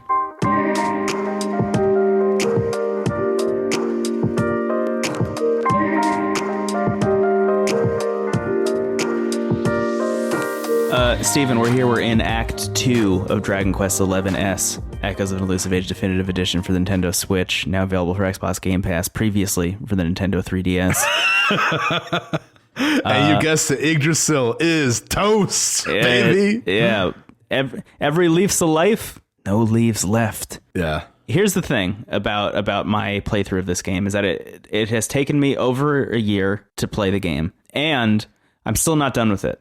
So we were talking about the prospects of finishing this game, I think, before recording this episode, and at a certain point I realized that I was like playing it outside of the comfort level of how I had been playing it before, which is why I haven't finished it yet. I think was like I got to a point where I was like, I am literally grinding to beat this game in a timely manner for the episode instead of like actually enjoying it, which is why I put it down for a couple of days and just played Death Stranding, which we'll talk about again soon. But that said, my experience of playing this game over the course of a year plus, I think was really interesting and really eye-opening in terms of like how I think you're kind of supposed to play games like this, or at least how I'm supposed to play games like this. But I had heard from the Tim Rogers video and from other places that like the way you're supposed to play these games is like an hour or two before bed every night and kind of treat it like an episodic adventure. And that's really what I was doing for a really long time. Was like I would play it for an hour or two and then move on to another game that we were talking about, you know, for another episode or something. The big exceptions for that were the huge breaks I took in between sections of this game. The first break was here. The first break was when Yggdrasil fell. I started Act 2 and realized what the vibe of it was going to be. And I was like, you know what? Actually, I'm going to put this game down for a little while and I'll see if eventually I get pulled back into it, which I inevitably did. Which is why we're talking about it in a bonus episode. But I actually think it was really interesting. I took like 3 or 4 months off from this game after the fall of Yggdrasil. Before I came back and like decided, okay, I want to bring the world back to the state that it was before this happened, which is like in my own strange little headcanon that I've created for myself, weirdly a powerful way to play the video game. Not the intended way, but I'm glad that I did it this way. I think that I played it on my own terms. I'm happy about that. Yeah, I'm happy as well. I think I had the exact opposite experience where like the world of Yggdrasil fell, and like I think I was actually playing it in that kind of episodic way. I mean, I was definitely going faster because it was like getting its hooks in me finally. Yeah. And I was like really excited by that.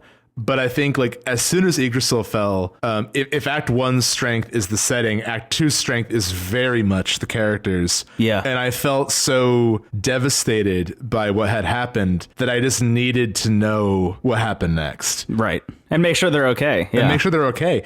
And Act 2, even before we discuss the post game, this is why I love this game. Act 2 to me, at least narratively, is by far the best part of the game. And it did need Act 1 to be as good as it is. I totally agree. You know, as much as we have said, like, it is easy to maybe bounce off the early hours of this game, they were needed. Because like there are even scenes where, you know, characters will think back on like the moment Eric and the hero, I almost said Steven, that's what I named him.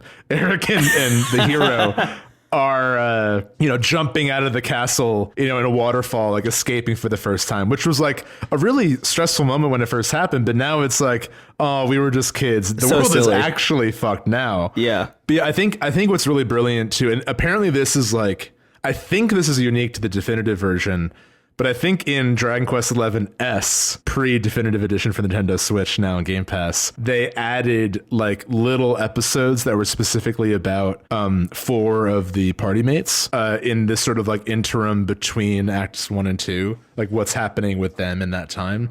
Oh, wow. I can't imagine this game without those. Because like me, like starting Act 2, not playing as the hero and instead like playing as other characters for like a good amount of time before you play as the hero again. And even then he's in the body of a fish, which we'll talk about in a bit, really does a lot to kind of displace you emotionally. Yeah, absolutely. And I think it's hard to choose a favorite because they're all good. I think some are definitely better than others, but there are 4 episodes. Like after you save, it kind of like cuts to black, and then almost like truly like an episode will be like you know, Sylvando's chapter. Eric, it's Sylvando, Eric, Jade, and Rab each get their own standalone chapter. Yeah. And it begins with Sylvando's, which I think is such a good choice because he is, like we've said, the ray of positivity and joy throughout the entire game. Right. You always know he has more going on to him than just like being happy all the time. There's definitely like a serious side to him and something he's like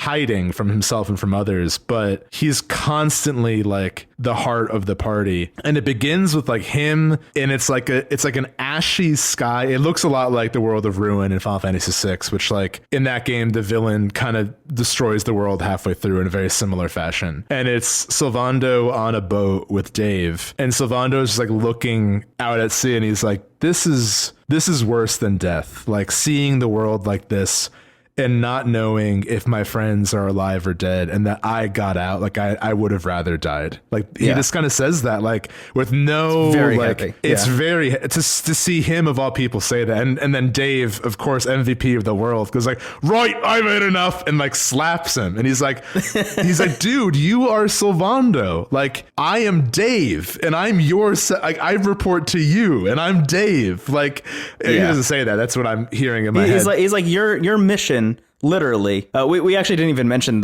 when we meet Sylvando's dad, and Sylvando's dad is like, how dare you come back to me before you've made the world happy? Yeah. This is before the world tree has fallen. Dave is like, your life goal is to make the entire world smile. And now is the best time ever to do the thing that you set out to do. Right. There's so never powerful. been right. I thought that was incredible. And then he's like, you're right, Dave. Sorry, I lost my cool. And he's like, then he's just like back. Yeah. But that beginning, like playing as Sylvando, and you go to Gondolia, which is basically Venice, and it's like one of the more like lively spots you go to, and it's devastating. Like no one's there, and the people that are there are like fighting over scraps or like passed out in the street. And like being Sylvando, like at first you're like trying to make people laugh, and they're like, I haven't eaten in a week, and like I need to kick that guy's ass so I can eat, basically. Right. Yeah. There's like a band of thieves that are pretty much just like destroying the town over and over and over again, essentially. Yeah. And this kind of goes into Sylvando's strength as a character, where he's like, he tries to win over the thieves, with his charm, and they're like, and then you end up having to fight them, and Sylvando reveals how strong he is as well. Right. And they're like, oh shit. And Sylvando even is perceptive enough to be like, you guys can barely handle like a weapon. Like, what are you doing threatening people? And they're like, oh, we all used to be fishermen, but like we can't go to sea because it's full of monsters, so we've got like nothing left. This is all we can do, is like terrorize our neighbors with broomsticks into giving us like table scraps. And Sylvando, through his own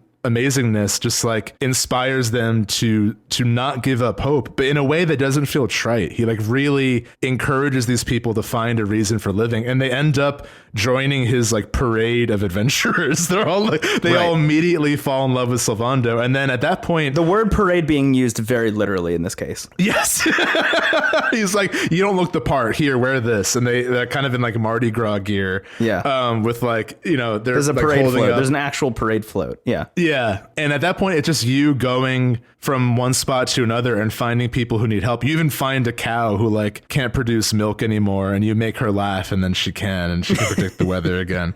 Yeah. So like, it really is like a microcosmic moment of like making the world a better place in a way that is like truly Sylvando. I found this chapter to be like really stunning, in that like it ends up becoming very funny and lighthearted by the end. And by the end, you've got like 18 people in your party, you're unstoppable, and like everywhere you go, people want to join you. But like it starts off so heavy, and it ends with like Sylvando kind of like quietly telling himself like he will find his friends again. Like making him, it starts with him doubting himself for the first time like ever on camera, and then it ends with him also making himself hopeful after inspiring everyone around him. It's a beautiful moment. Like this could be the whole game as far as I'm concerned. This is an incredible chapter. I really liked it. I think so too. Yeah, this is, I think, the moment where I realized how much I really love these characters. Right, was like not only was I loving having this experience as Sylvando, just trying to like bring joy back to a really completely fucked, broken world, but also, strangely enough, him constantly reminding himself like, I'm doing this until I find my friends again, really made me also want to go find the friends again and like see what they're up to and like make sure that they're okay, because I was sure that like some of them had died or something, specifically the hero. I was like, the fact that this game is now allowing me to play as someone who is not the hero makes me think the hero actually died during that. Yeah. And that I was going to play as the rest of the party or something. And like maybe he'd come back later like a fucking Justice League reviving Superman situation. But like, I don't know. Right. I totally agree. I mean, it makes you as uncertain as Sylvando. Like you're really in his shoes in that moment. Like, I have no idea where everyone else is. The next chapter is Jade's, which I enjoyed, but is definitely the weakest of the four, unfortunately. And this, I think, kind of goes hand in hand with what we were saying earlier about her character, where like she's often like given stories that aren't to the character's like strengths or interests. So like, it starts off kind of cool. Like she's just sort of being Dave, like wandering from town to town to fight monsters. And like she ends up, she's like, I'm just strong as hell. That's what I'm going to do. I'm just going to go around and kick people's asses until I find the hero. Yeah. Like literally like what Sylvando's doing, but just like, I'm good at kicking things in the face. So that's what I'm going to do. And she gets back to Octagonia, which like, that was also one of my favorite places in the first act. So to see it in a state where like monsters have basically just taken over and have enslaved everyone there, it was like really sad. Yeah. And then you end up like in this sort of like, you find out that they're basically throwing all the old fighters into this like pocket dimension where they just are like basically like thrown in a dungeon. And when they do get to leave the dungeon, they have to fight like ridiculous amounts of monsters for the enjoyment of a monster crowd. But like, it's not like a friendly competition. It's just like torture basically. Yeah. Pretty much until they die or until they turn into monsters themselves. Right. So Jade is also kind of like Sylvando trying to show up and like give people hope. And it was really cool to see her do that and to see her like fight alongside the old fighters and eventually them like fighting with her to like beat this big bad. Unfortunately, I feel like most of the story is about how the monster wants to put her in like a Playboy bunny suit. And like that is where the focus is. And it's like, yeah. It's just weird. Like it feels like out of place, and it shouldn't have been like, if you're giving all these characters like a moment to have their personal story, it felt kind of like an insult to the character to have so much of the story be about that. I totally agree. And it doesn't even end with success, which I think is like the big shift here, right? Is like the story ends with her actually like losing and like being held captive pretty much indefinitely. Yeah. She then becomes like a damsel in distress. It's like a complete weird like 180 in terms of the way they've been treating her character up until this point. Yeah. I wasn't a huge fan of this bit, honestly. I really only liked it for the like seeing like Vince and the other fighters again. Yeah. And like, you know, the moments where, and I think, you know, this story is continued later when you go back, but yeah, it was not fair to Jade, especially compared to like what the other characters get. Like we see a whole new side of Sylvando and we get to see him succeed for being himself. It would have been really nice to see the same for Jade, totally but instead we got this. But that leaves us with Eric's and Rab's, which were both incredible. Eric's is really neat. It was kind of mysterious because he wakes up in a dungeon and there's a slime that like talks to him and is nice, and he's like, what the heck? All right. And ends up like the slime like knows like a little bit too much about him. It's the first time his sister is mentioned, which is like a bigger plot beat later. Which I loved that story. It feels like all the characters that were maybe a little like absent in Act 1 become like the stars of Act 2. Like Eric and Serena and others really get like incredible moments. But Eric like goes through this dungeon and is eventually like surrounded by monsters, and the slime reveals itself to be the seer and is like, okay, I can give you, the seer is the like kind of guide that originally told Eric to meet up with the Luminary in the first place. Mm-hmm. And the seer is like, the only way you can survive this is like, I can give you this extraordinary power, but you need to lose your memories. You'll have your memories wiped. Yeah. And Eric is like, I'll make new ones, whatever, do it. And it was like a really like heroic moment, I think, for him to be that selfless to like, he's like, you know, I'll somehow make do. And it's like a really cool scene too. It's like one of the more, it's one of the scenes where I really felt the stakes of the action and of like how many monsters were there. I enjoyed Eric's a lot. I think it's the first like real moment you see Eric as a hero too, right? Because like up until that point, he's just kind of like, I don't know, Super Saiyan Trunks, but like a thief. I don't know. Like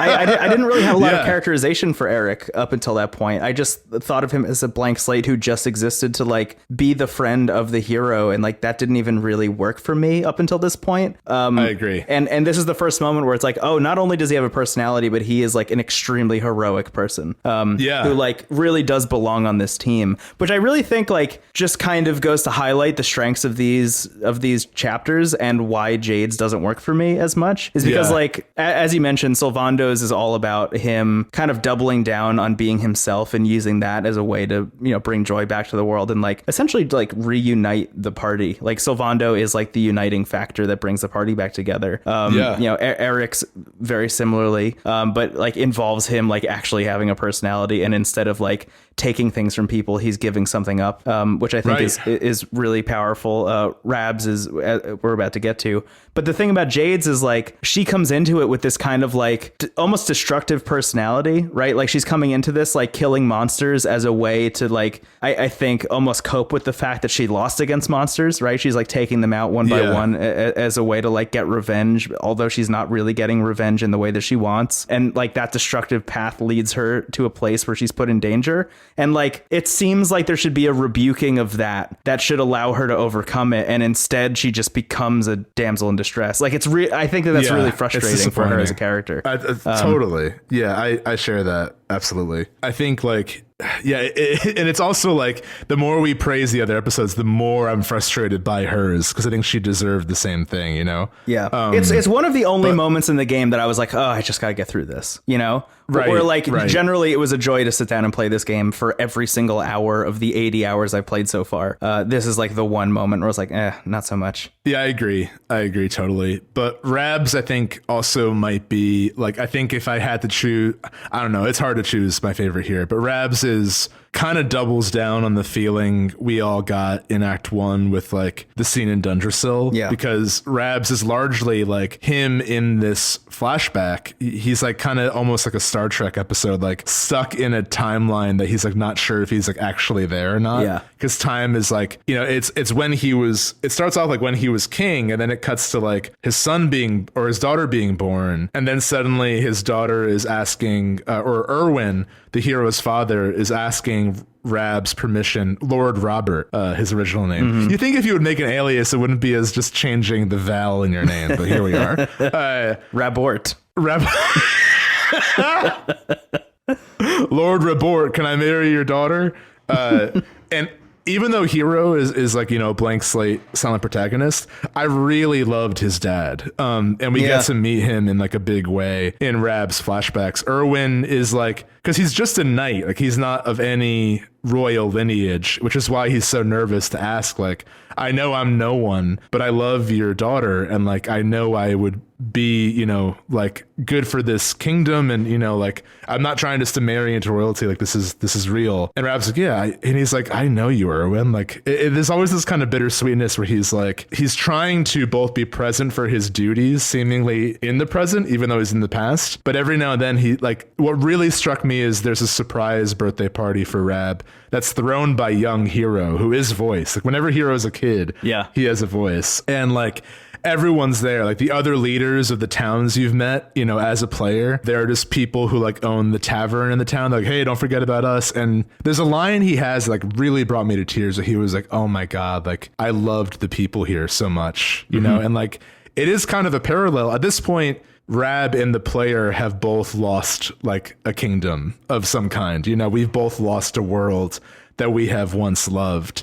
And, you know, learning more about what Dundrasil was like, and learning more about what the hero's childhood was like and what his parents were like I really, really valued that. And then, of course, it's revealed his like guide through all this is like a Playboy bunny of a Playboy-esque magazine he has. Yeah.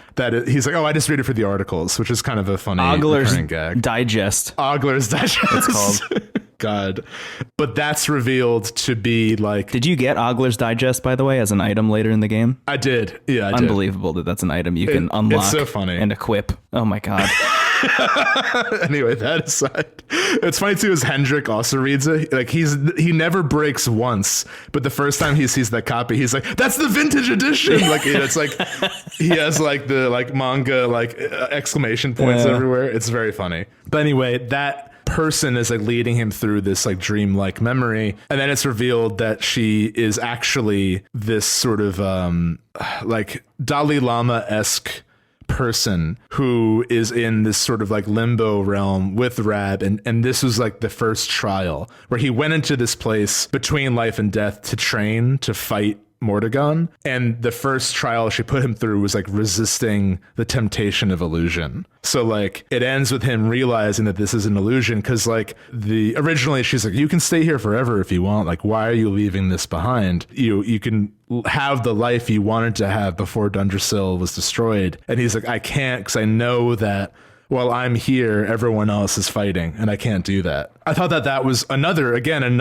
like, you know, Rab is someone who is like pretty reliable in the story, but is definitely like kind of stuck on his past trauma. You know, he lost his children, he lost a kingdom, and like to see him have the strength to resist the urge to live in that memory forever, I think was a big moment for his character, and like, yeah, it was really just cool to see. Yeah. Yeah, actually, I don't even have anything to add to that. You're absolutely right. Yeah, that's exactly how I felt playing through that. I just thought it's incredible. I really enjoyed seeing the kingdom in its prime a little bit, even though you're only seeing it from the inside of the kingdom. Yeah. Just the ability to see all these characters that you would go on meeting later, you know, 15, 20 years prior, I thought was really interesting. But yeah, I want to move on to the next bit because it gets really good. Oh, sure. Yeah. So that's the last of the character episodes. And then it cuts to, like we said earlier, the hero as a fish, and the mermaid town is like being like this is a giant demonic like sea creature that's just pounding on this kind of barrier of Nautica. It really got to me because that was also one of my favorite towns. I'm like, no, not Nautica 2, fuck this. Yeah, exactly. And that's like how I felt the whole time. I was like, fuck,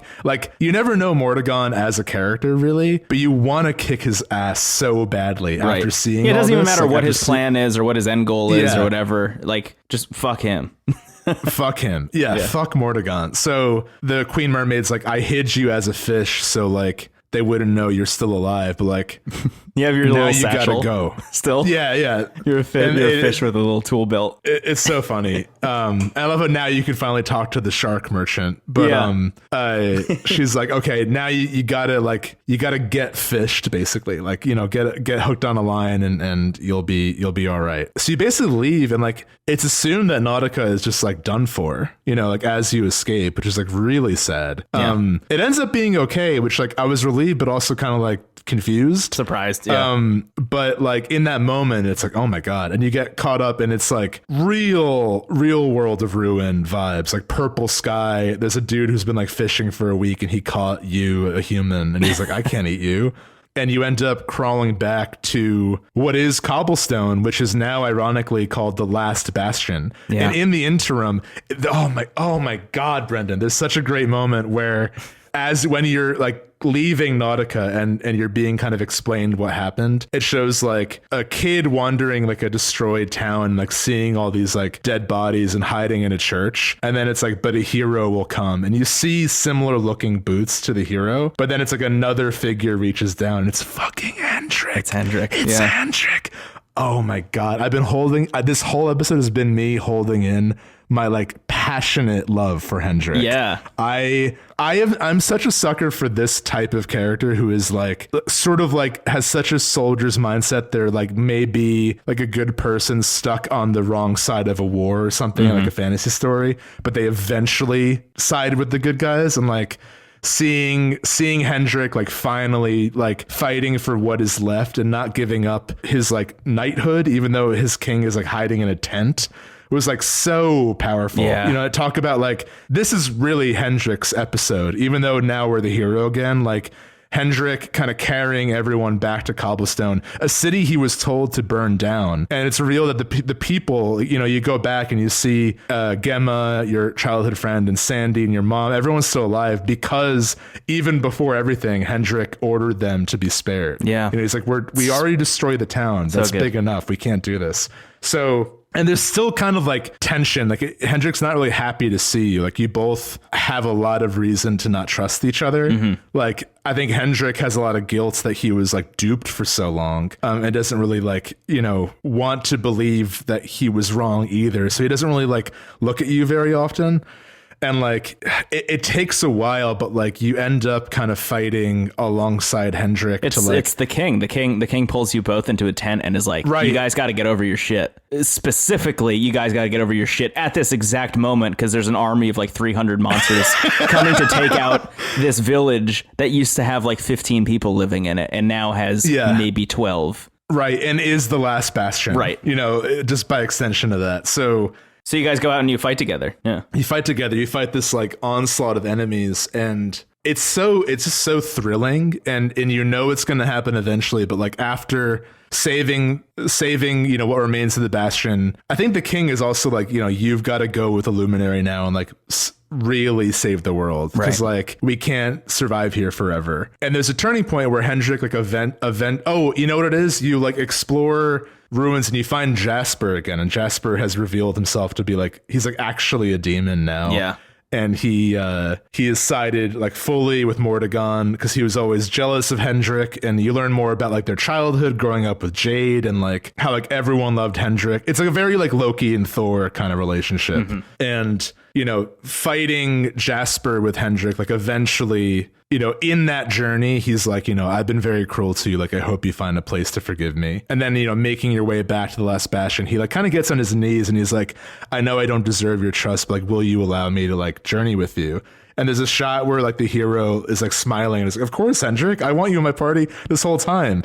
And they shake hands instead of him bowing to him. And it's like, it's really good. Hendrik joins the party. So good. I knew it was potentially going to happen, but like once it does, it's like, it is the opposite of the world tree falling. Like Hendrik joining the party is like so thrilling. Just incredible. Yeah. Did you have anything to add to that moment? Or no, not really. I just Hendrik becomes one of the best characters in the game.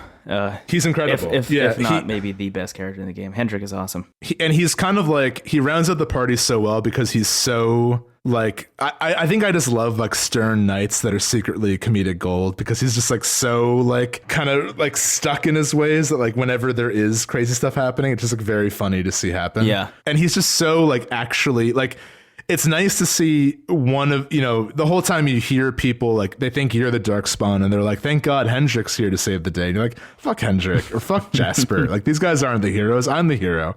But Hendrik like really was actually the hero too. Yeah. He just was, confused. Ugh, I love Hendrik. Anyway. You make your way out and I think you run into Sylvando, right? Isn't that what happens next? Yeah. Basically at this point, it's sort of like a mirror of Act 1 where you're like slowly re-recruiting the party. And I think you were talking about sort of like the act structure of the game and like, people say Act 1 for like the pre-Yggdrasil fall, Act 2 for now, and then Act 3 for the post game. But I think you're right in that like if you were to really construct it narratively, Act 2 is like reconstructing the party, and then Act 3 is like the end of Act 2. I agree. Yeah. Well, once you've rebuilt the party and you have a quest that takes you to the end of the game before the post game, that to me feels like Act 3. Very much. I've been holding that in for most of this, but I do really feel that this game has 4 acts, not 3, and that the post game is really just like an extra act that they tack on if you want more Dragon Quest XI, which you should by the time you're done with it. But at this point you go and you reunite the party essentially one by one for the most part. I'm trying to think of what like the highlights were in this case. Yeah, so I mean, it's funny, having had the character chapters, like a lot of them, it's sort of like you're just seeing like the logical end result of how those chapters ended. So like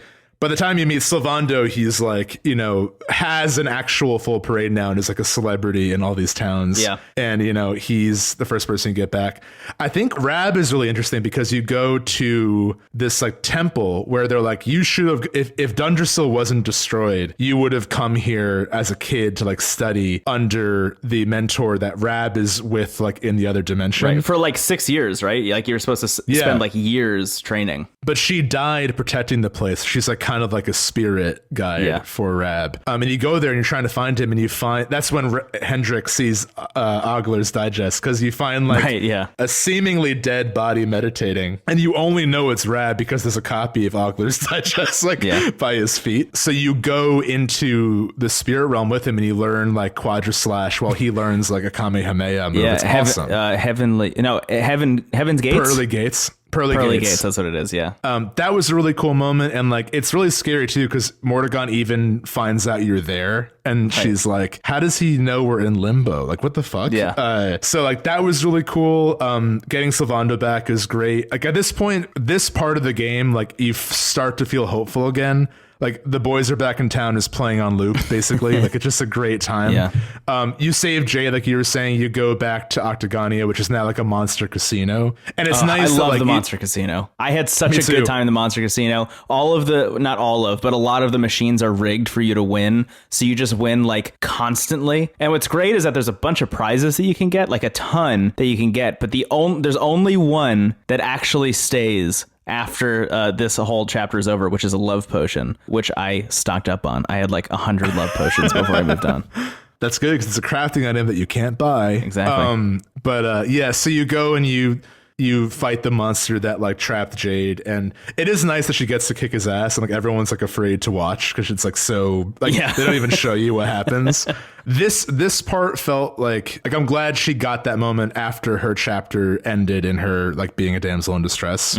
And what I think is funny is that once you've like saved Octagonia and saved Jade and she rejoins your party, everyone in Octagonia is like, we thought the casino was nice, so we just kept it. Like even the monsters are gone, but the casino's still here. So now it's a casino instead. Yeah. Kind of move with the times, which like I thought was kind of interesting. Did you spend a lot of time in the casinos in this game? I did. I really liked playing poker. The slot machine's not as much. I never really understood what was happening in the like slime quest slot machine. God, yeah. Slime Quest has literally 11 pages of instructions, which I was like, maybe one day I'll read these, but for now I'll just play poker. Playing poker and then like the double or nothing thing was like really addicting, and I wanted to get certain items. So yeah, it was.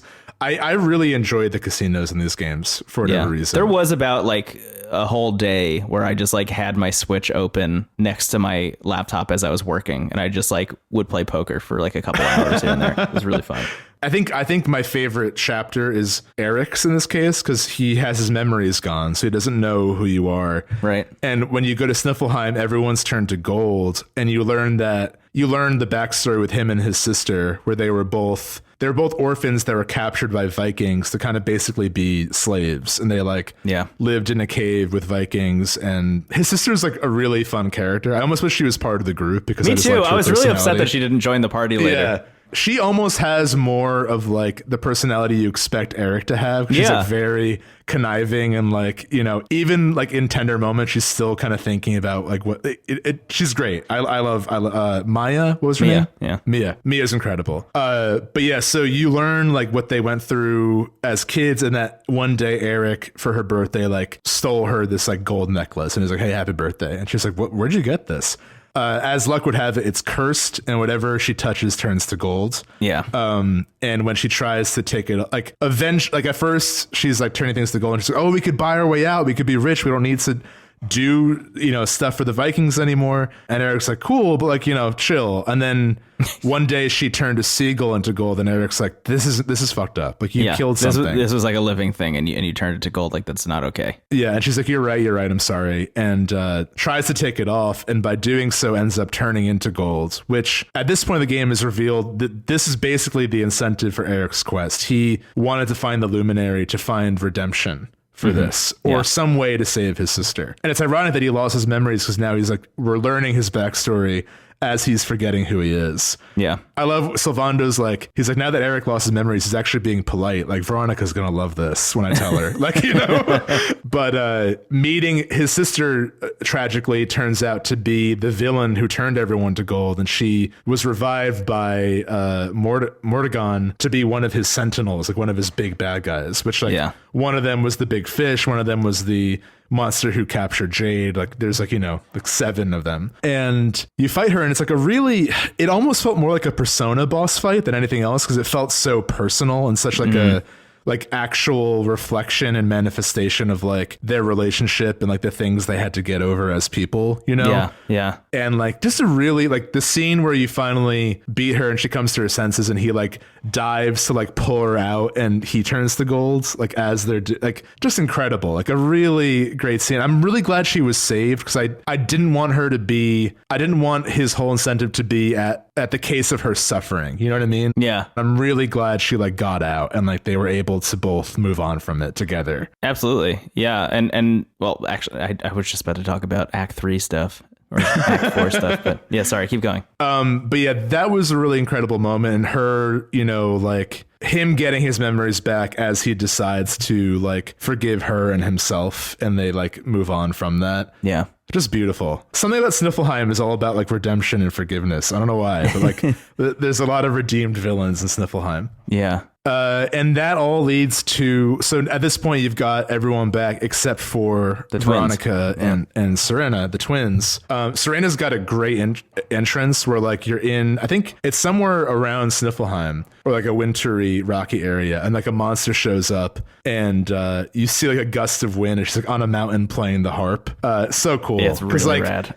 It's her first moment of like, she's usually someone who's like kind of in the background and just sort of like happy to be there. Yeah, she gets very overshadowed by Veronica for most of the game. You know, like so much of the character building and focus is on Veronica being this character who is like very outspoken and is kind of like leading the charge on what she thinks should be happening in a lot of instances. And like you said, Serena's just kind of happy to be there.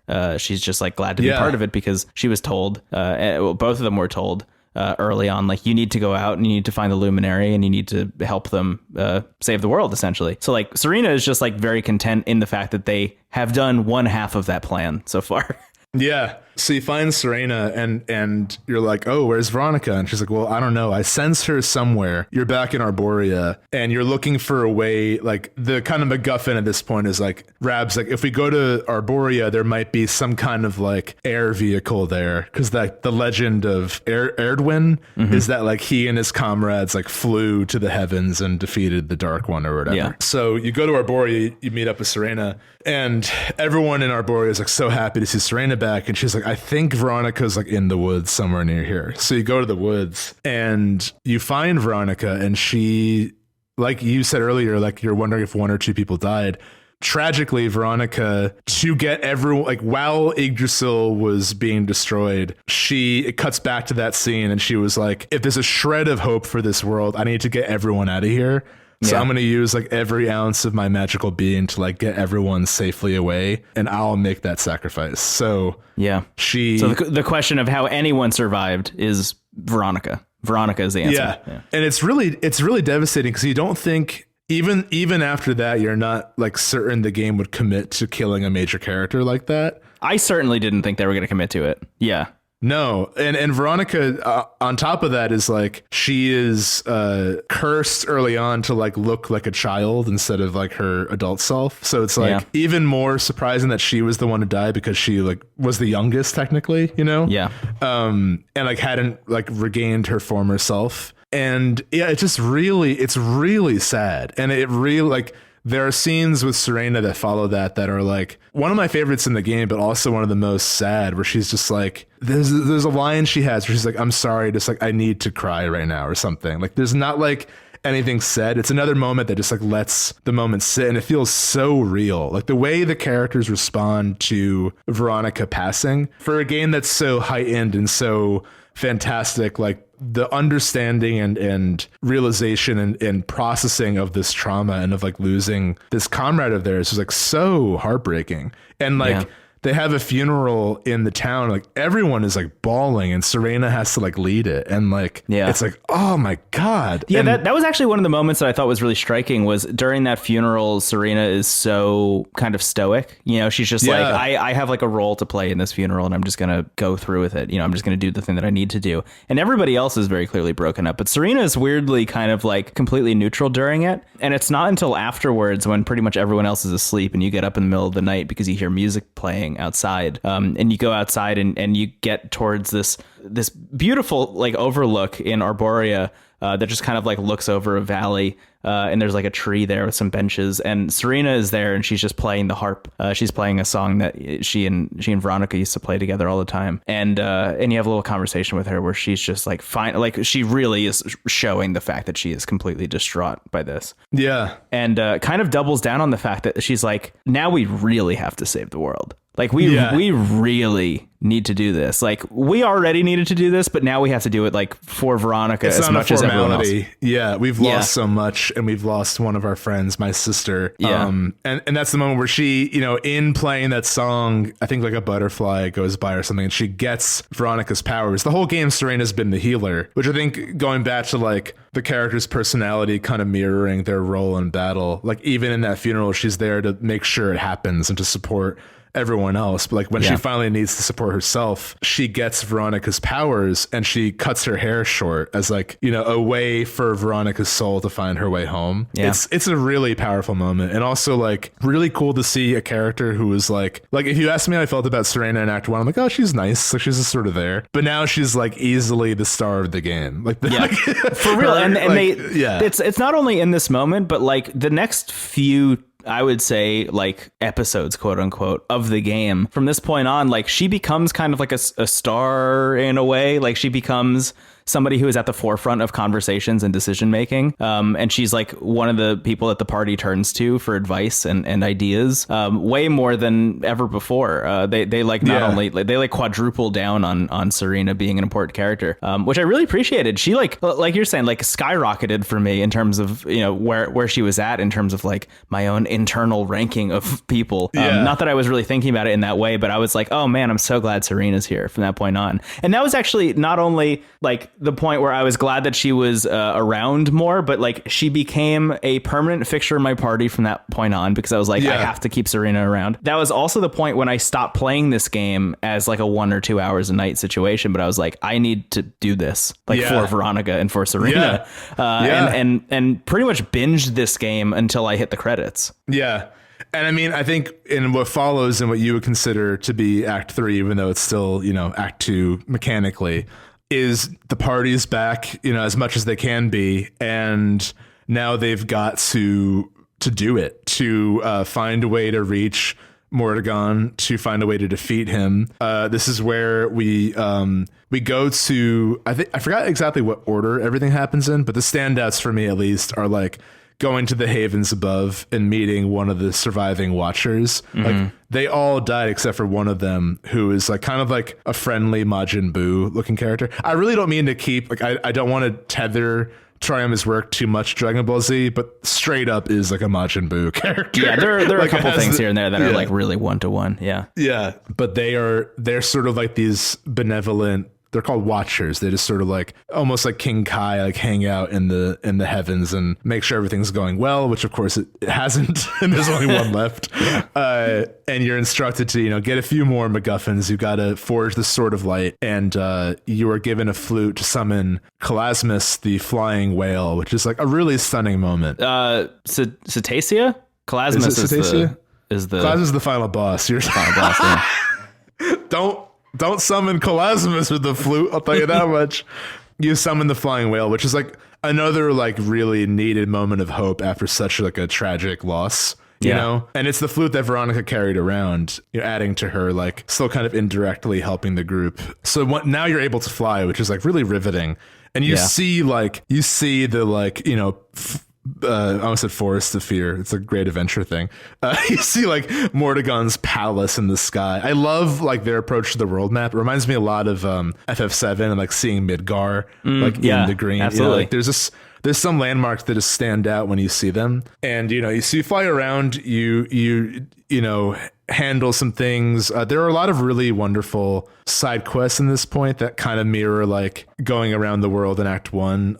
There's one in Hato that I think stood out for you, where like there's a dragon that's terrorizing the village, but it's revealed to be like the leader's son. And she's like kind of secretly feeding him people, hoping that one day he'll transform back. Yeah. And it's like really, it's really like one of the more powerful, like kind of one-off stories that exist that are independent of the core cast. Yeah, it's really harrowing. And it ends with you killing him too. It ends with you like wiping him out. She's eventually like, you got to kill my son for me, because I'm not going to be able to do it. Right. And he has a brief moment where like his spirit is human again. But yeah, it's really sad. And then all the people are like, what do we do now? We don't have a leader. And they're like, I guess we'll just carry on. Which like little moments like that are, I think, fodder for a big decision in Act 3, which we'll get to. Yeah.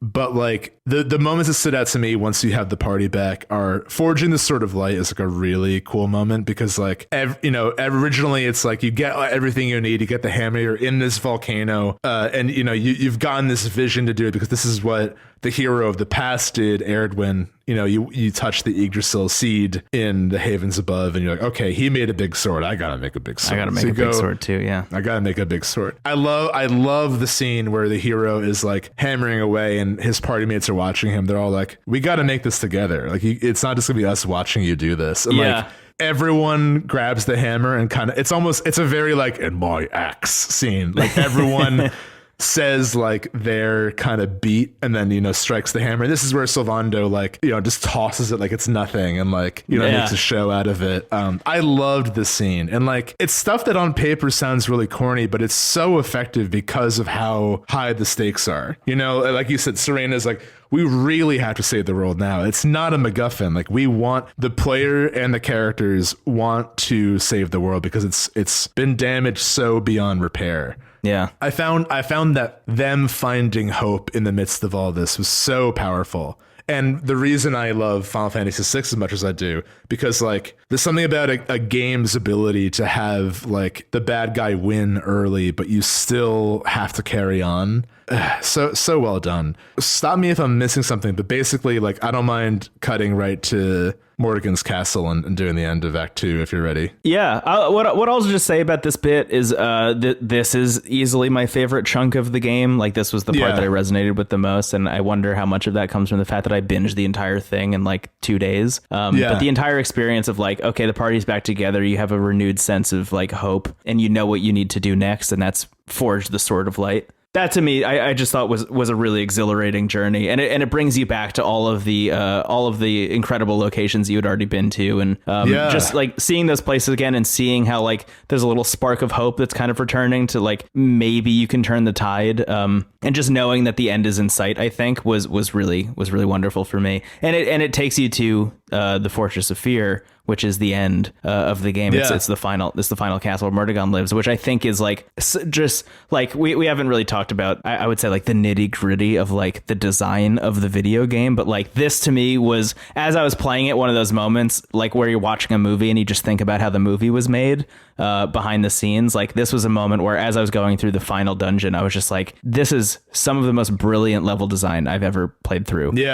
It is stunning because it is not only just like a greatest hits of every mechanic they've added throughout the entire game, and they just kind of like revisit them as one-offs like for like 5 seconds, then you go to another one. It's almost like they just mashed up like every bit of Super Mario Odyssey into one final level. But you know, it leads to a great climactic conclusion for the video game. Yeah, it's really good. Yeah, I really liked, I mean, and just one quick note on like Act 2 in general is like, you know, you mentioned earlier that your fear for this part of the game was that like the setting was going to become too bleak and not interesting, you know?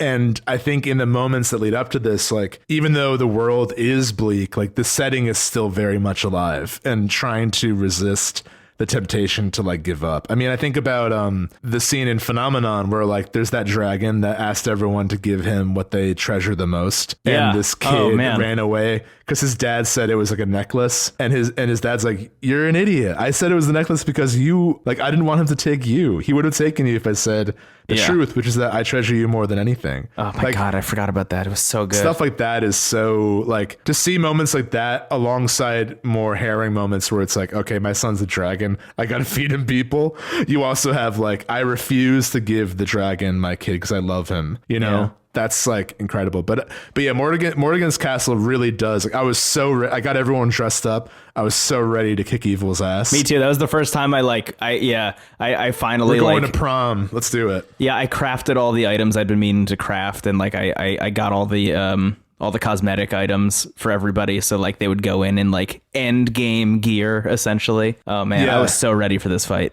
Yeah, you fight Jasper first, and he's like in his full kind of vampiric thing. I never really cared too much for Jasper, but I did love, I mean, you're not supposed to, but I didn't really find him even interesting either. Oh, okay. But I did love the scene between him and Hendrik. Like, you know, you fight him and he's like, "How could I lose to worms like you?" And Hendrik's like, "Jasper," and keeps walking. And then as you leave, Jasper's like, "Hey, I wasn't dead at all." And he has all the sentinels he fought like with him. Yeah. And you're like, oh shit, here we go. 8-on-1 boss fight, I guess. Because the Jasper fight does feel a little bit too easy, I think, in that moment. At least for me, I was like, I just flew through this guy. Like, there's got to be another phase to him. There's got to be something else here. But I loved, like, you know, it's power friendship stuff, but I just loved, like, every party member being like, absolutely not, fuck off, and resisting. Yeah. Like, no second phase for you, asshole. Yeah, we're out of like, here. No, we are so much stronger than you. Eat shit. And then, like... Jasper dying and Hendrik being like, I don't know how you became this way, because like you were always my inspiration. Like everything I've done, the praise I've gotten was because I was trying to keep up with you. It's a really sad moment, and like I didn't feel bad for Jasper based on what he did. And neither does Hendrik really, because Hendrik was like, I've been fighting to preserve Cobblestone for like a year, basically. Like you have killed everyone I've loved and ruined the world. But like, the person you were was the person that I like considered my brother and was the reason I am who I am today. Which like their relationship is kind of what the king was suggesting was the relationship between the Luminary and the Darkspawn, where it's like one is kind of intertwined with the other. Like one is the result of the other one. Really, really interesting. Again, just like this is a Hendrik appreciation post. He's just incredible.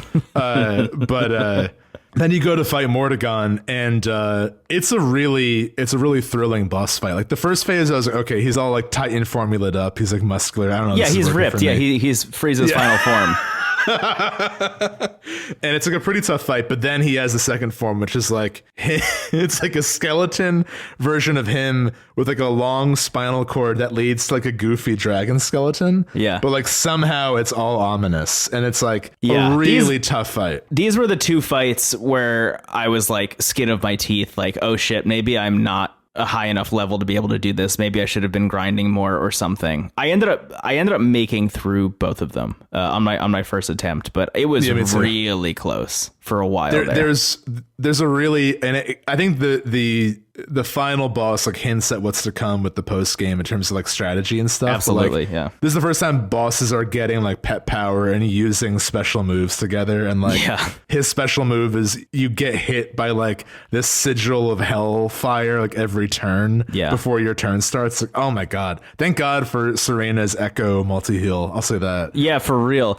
But yeah, I found the boss fight to be really like challenging in a way that made it exciting and not like I have to spend like another 5 hours on this boss, because at this point you like want to see what happens next, you know. Yeah, I will say that this boss did take me like an entire hour. It was like a solid hour of gameplay was fighting this boss. But it's not like a Sekiro boss where I have to like try again over and over and over again, you know. Like it feels like, because at this point you've been kind of prepping for it for so long that like it feels like it gives you the I think back to Breath of the Wild, where a lot of people are like, if you do everything in that game and then you fight Ganon, he's like nothing. It's like so anticlimactic because you can just beat him in one hit. But in this game, it's like you needed to do everything to like kind of stand your own, and you'll feel the weight of that. But yeah, you beat Mordegon, and he starts crumbling, and I think you fly away on the whale, and then like the ending is like pretty straightforward. I mean, like I think you kind of got, ironically, you get the sort of like all the characters get the ending that they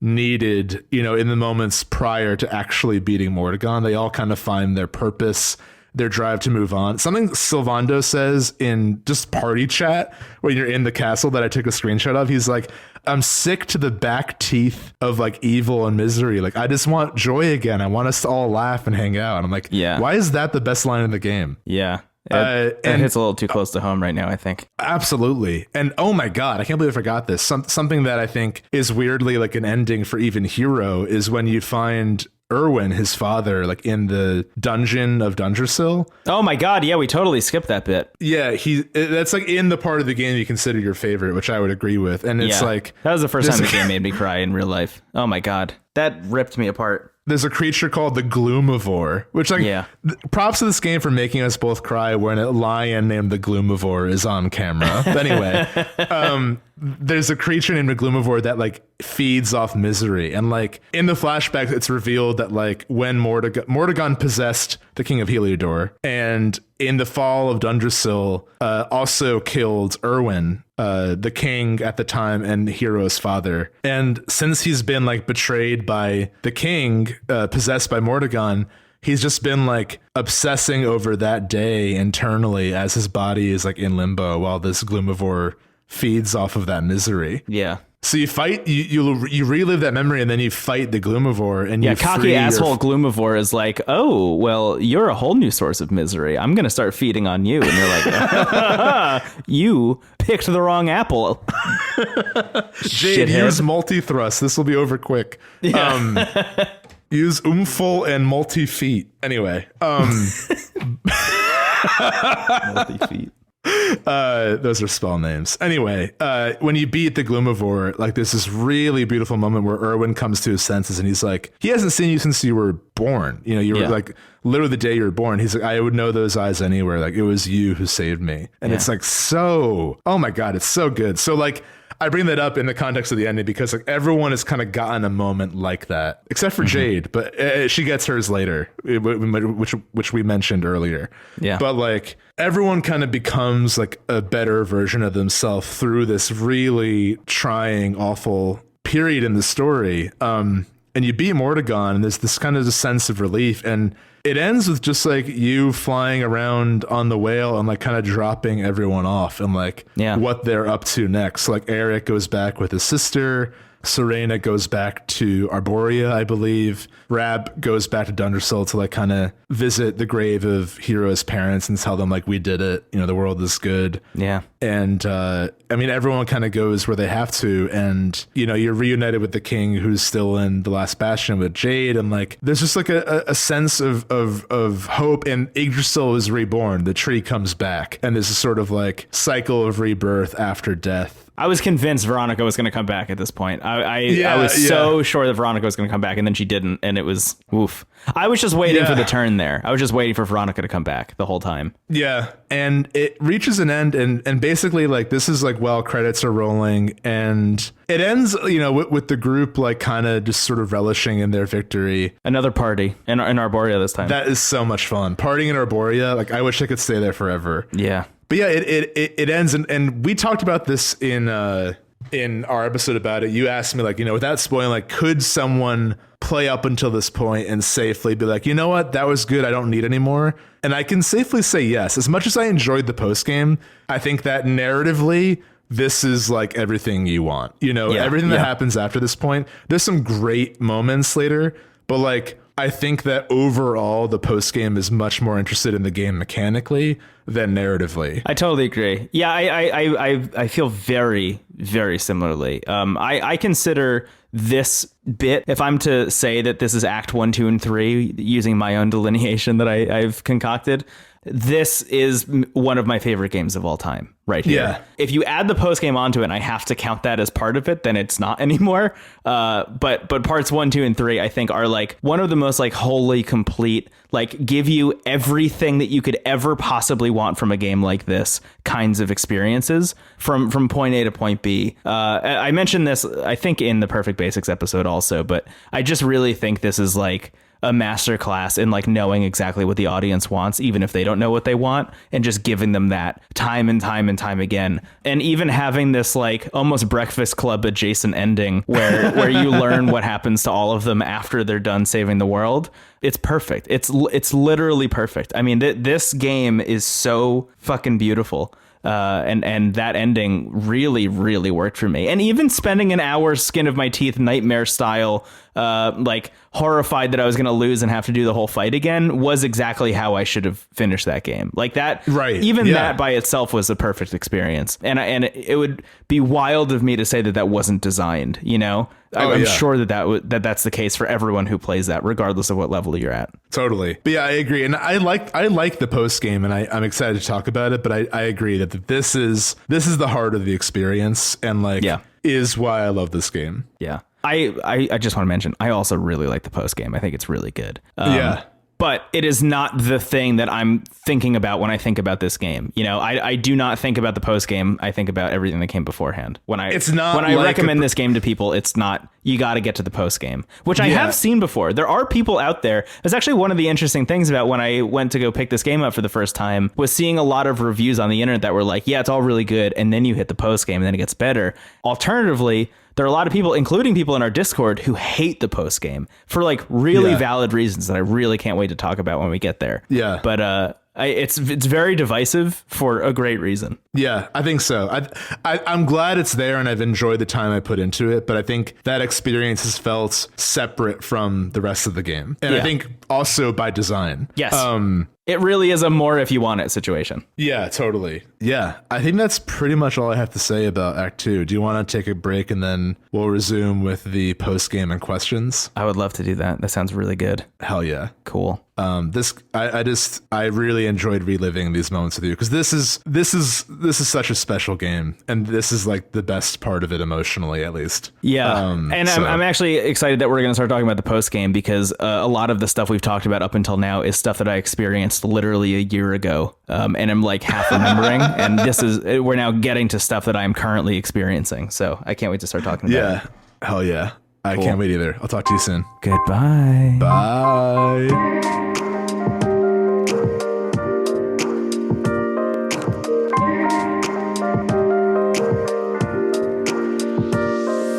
So here's the deal, Brendan. I beat Dragon Quest XI S Echoes in Elusive Age Definitive Edition for the Nintendo Switch, now on Game Pass, previously on 3DS. But as I'm seeing this heartwarming epilogue, I get this sort of like whimsical script across the scene that says like, our friends will continue their journey soon? ? Yeah, as if it's a Marvel Cinematic Universe film. Yeah, exactly. Hero will return. We're into the post game now. Very excited to talk about it because this is like, so, you know, in the last segments we talked about what people kind of generalize as Act 1 and 2. And now we're in the post game, which is, if you like look, like even before playing it, I kind of looked online because I already knew it was sort of like a divisive part of the game. Generally positive overall in terms of how people think of it, but there's still like some people say like the game is made by this segment, and some people are like, this is the one that fell flat for me, you know?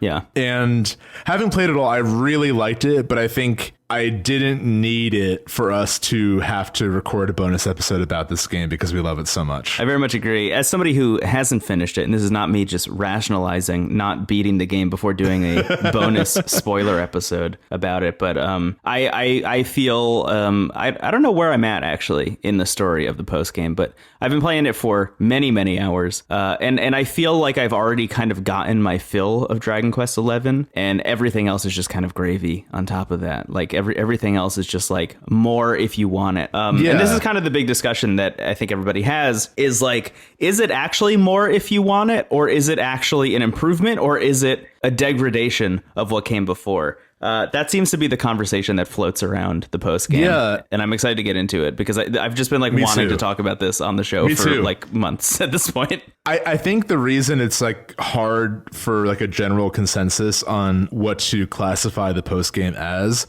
is because of how it's introduced. So like, I think the game is conscious of, okay, we're making this part of the game for players that want more, you know? So like, I think that like even playing the game knowing that content existed, I felt pretty sated by how Act 2 ended. Like they sprinkled just enough intrigue, and they had that, you know, text at the end that like you might want to keep playing. I think what follows, like the framing device of the post game, isn't really like following up on what is the perceived intention of the framing device. So like, if you don't mind, I just want to talk about how this is set up. So like you can resume your save kind of like vaguely near Automata, where it's like maybe load your save, you know, then you open it up and like everyone's partying, the world is safe again.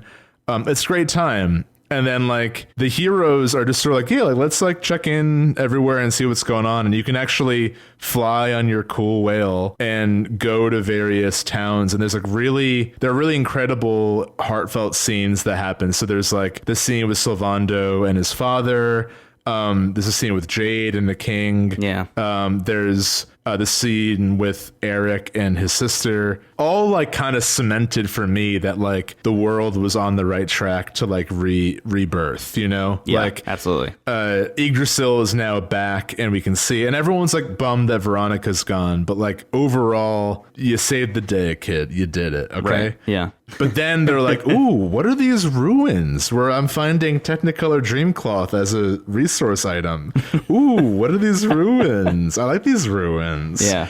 Brad is like amped about all the books he's finding. Yeah.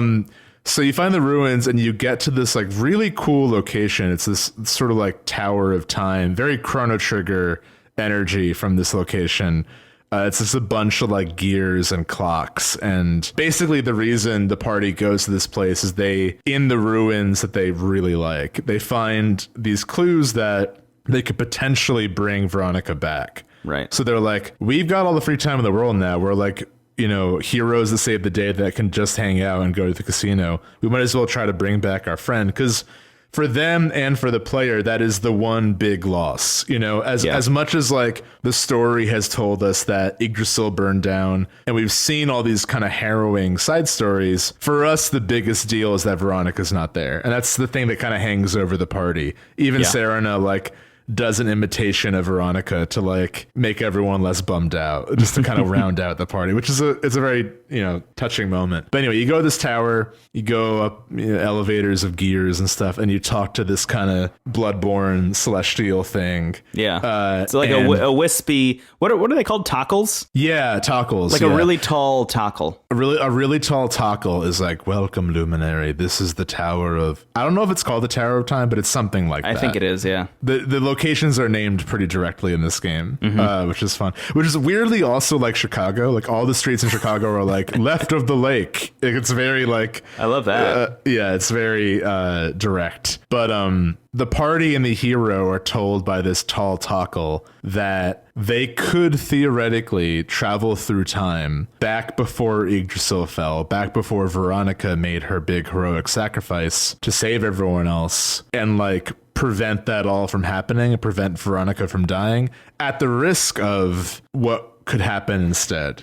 So it's like, okay, you can go back and prevent the big calamity, but it's a big question mark as to if it will lead to a better future. Yeah. The party is like all into it. They're like, yeah, that sounds good. And then the tall taco is like, only the luminary can go. Right. No one else can go. So basically the luminary will be leaving you all like by yourself in this kind of abandoned timeline. It's framed in such a way that like, if I could truly say yes or no, I would have said no. Cause they're like, there's so much to risk. Yeah. You be abandoning everything you worked for.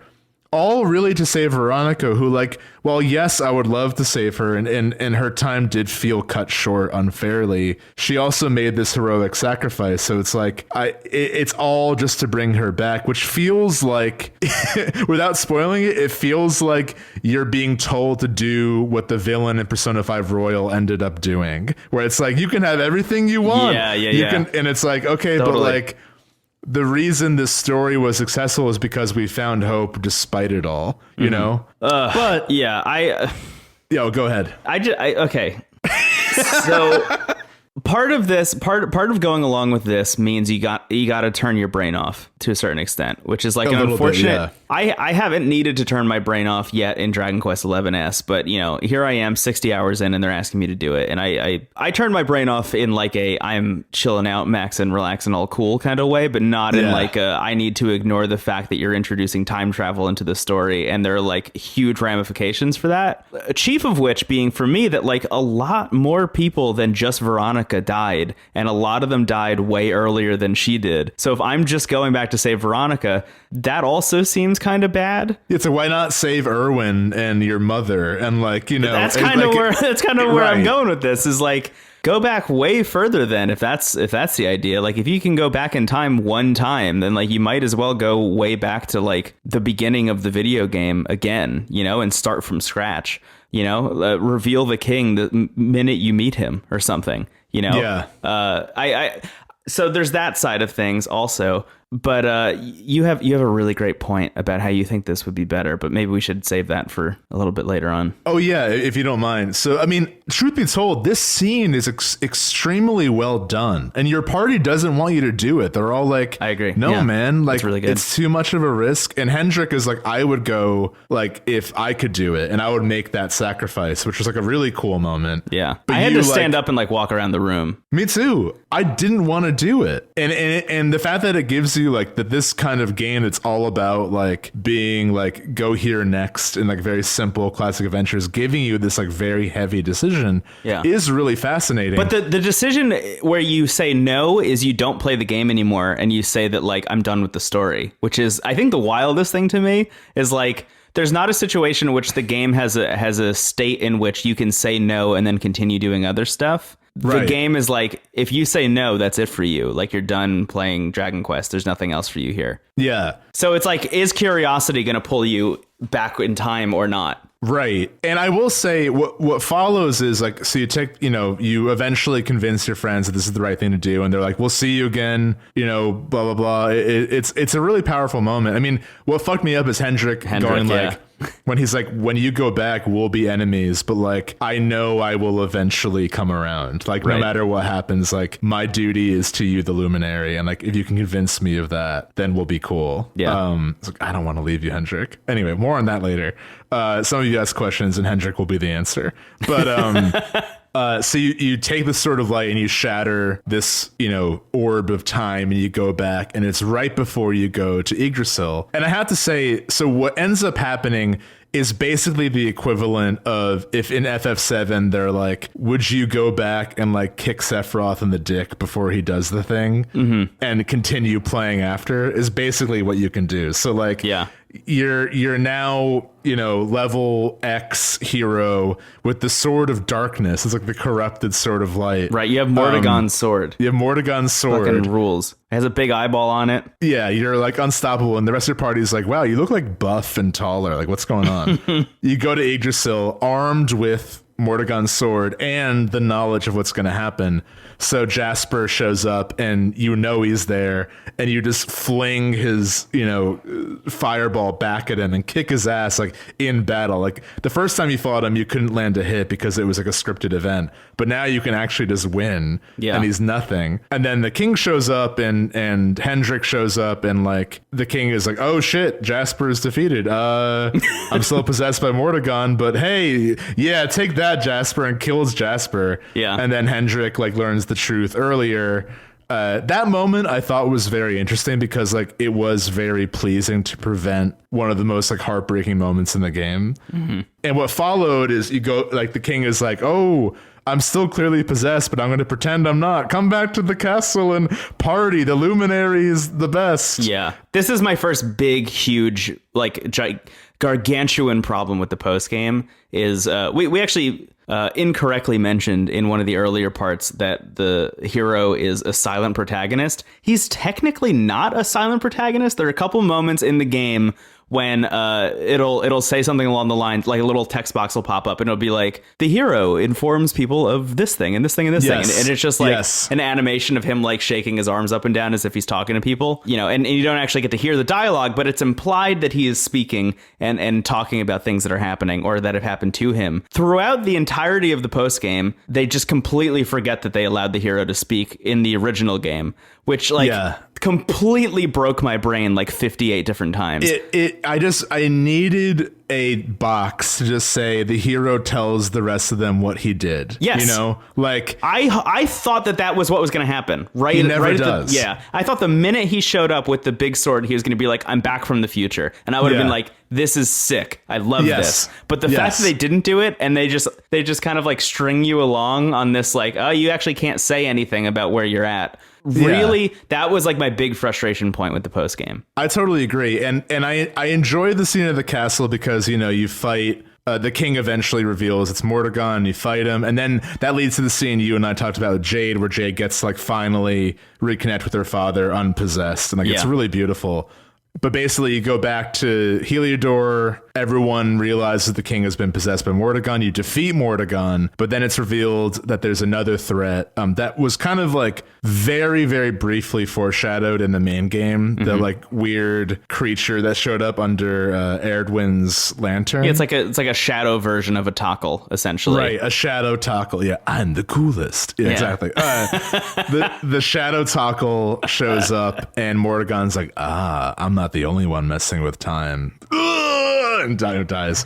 And then that shadow Tockle goes on Erdwin's lantern and is like reincarnated as like the secret big bad. Right. And at that point, it's basically like, okay, everyone knows the Luminary's here. The Luminary's cool. We now know who the threat is. It's in the sky. do whatever you need to eliminate that threat. Yeah. And basically the post game becomes, and this might mean nothing to you, Brendan, and I apologize, but it's the closest parallel I can think of. The post game feels like the third disc of Final Fantasy VII, where at that point, Final Fantasy VII is also like a pretty mostly linear game for most of it. It's a lot of like go from here to the next town and the story will progress. They slowly open the game up more and more as you play it. But at the third disc, if you're playing on PS1, they're like, okay, Sephiroth's in that cave. You can fight him, whatever. But you have an airship and you can go anywhere and you can like prep as long as you want before the big battle. Yeah. And in FF7, it's like, all of that is pretty optional. Like if you do everything, if you do like, I want to get everyone's ultimate weapon, I want to breed a golden chocobo so I can get the Knights of the Round summon. If you do all of that, Sephiroth won't stand a chance. The difference is in Dragon Quest XI, you need to do all of that to stand a chance. Yeah. You need to explore the world and like craft the ultimate weapon and all that. And honestly, gameplay wise, it's a thrill. Like I had a great time playing the post game,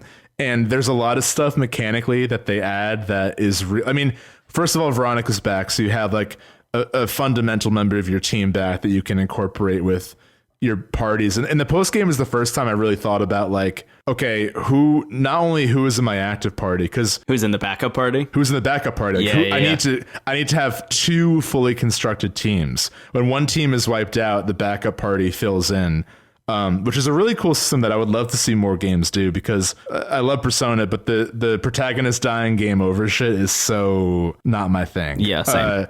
The fact that you have to lose actually everyone to lose is like really great, and there's a lot of fun strategies to do with having two parties. But I enjoyed just like doing all the fun side stuff. I enjoyed there's the subquest of rebuilding your hometown. It was really fun. That's the first thing I did. Yeah, that's the best part. Brendan of the post-game. Tarrytown Bigley immediately beeline for cobblestone so I could rebuild that place. And honestly, that quest is hard, man. It's really hard. Some all of that those stuff bosses is really are difficult. harder than the final boss for me. Like, oh wow, okay. Yeah, they like, because they're like, okay, to rebuild cobblestone, like we need a merchant, we need like security, we need a mascot, we need all this stuff, and they all involve like a quest and a hard boss fight.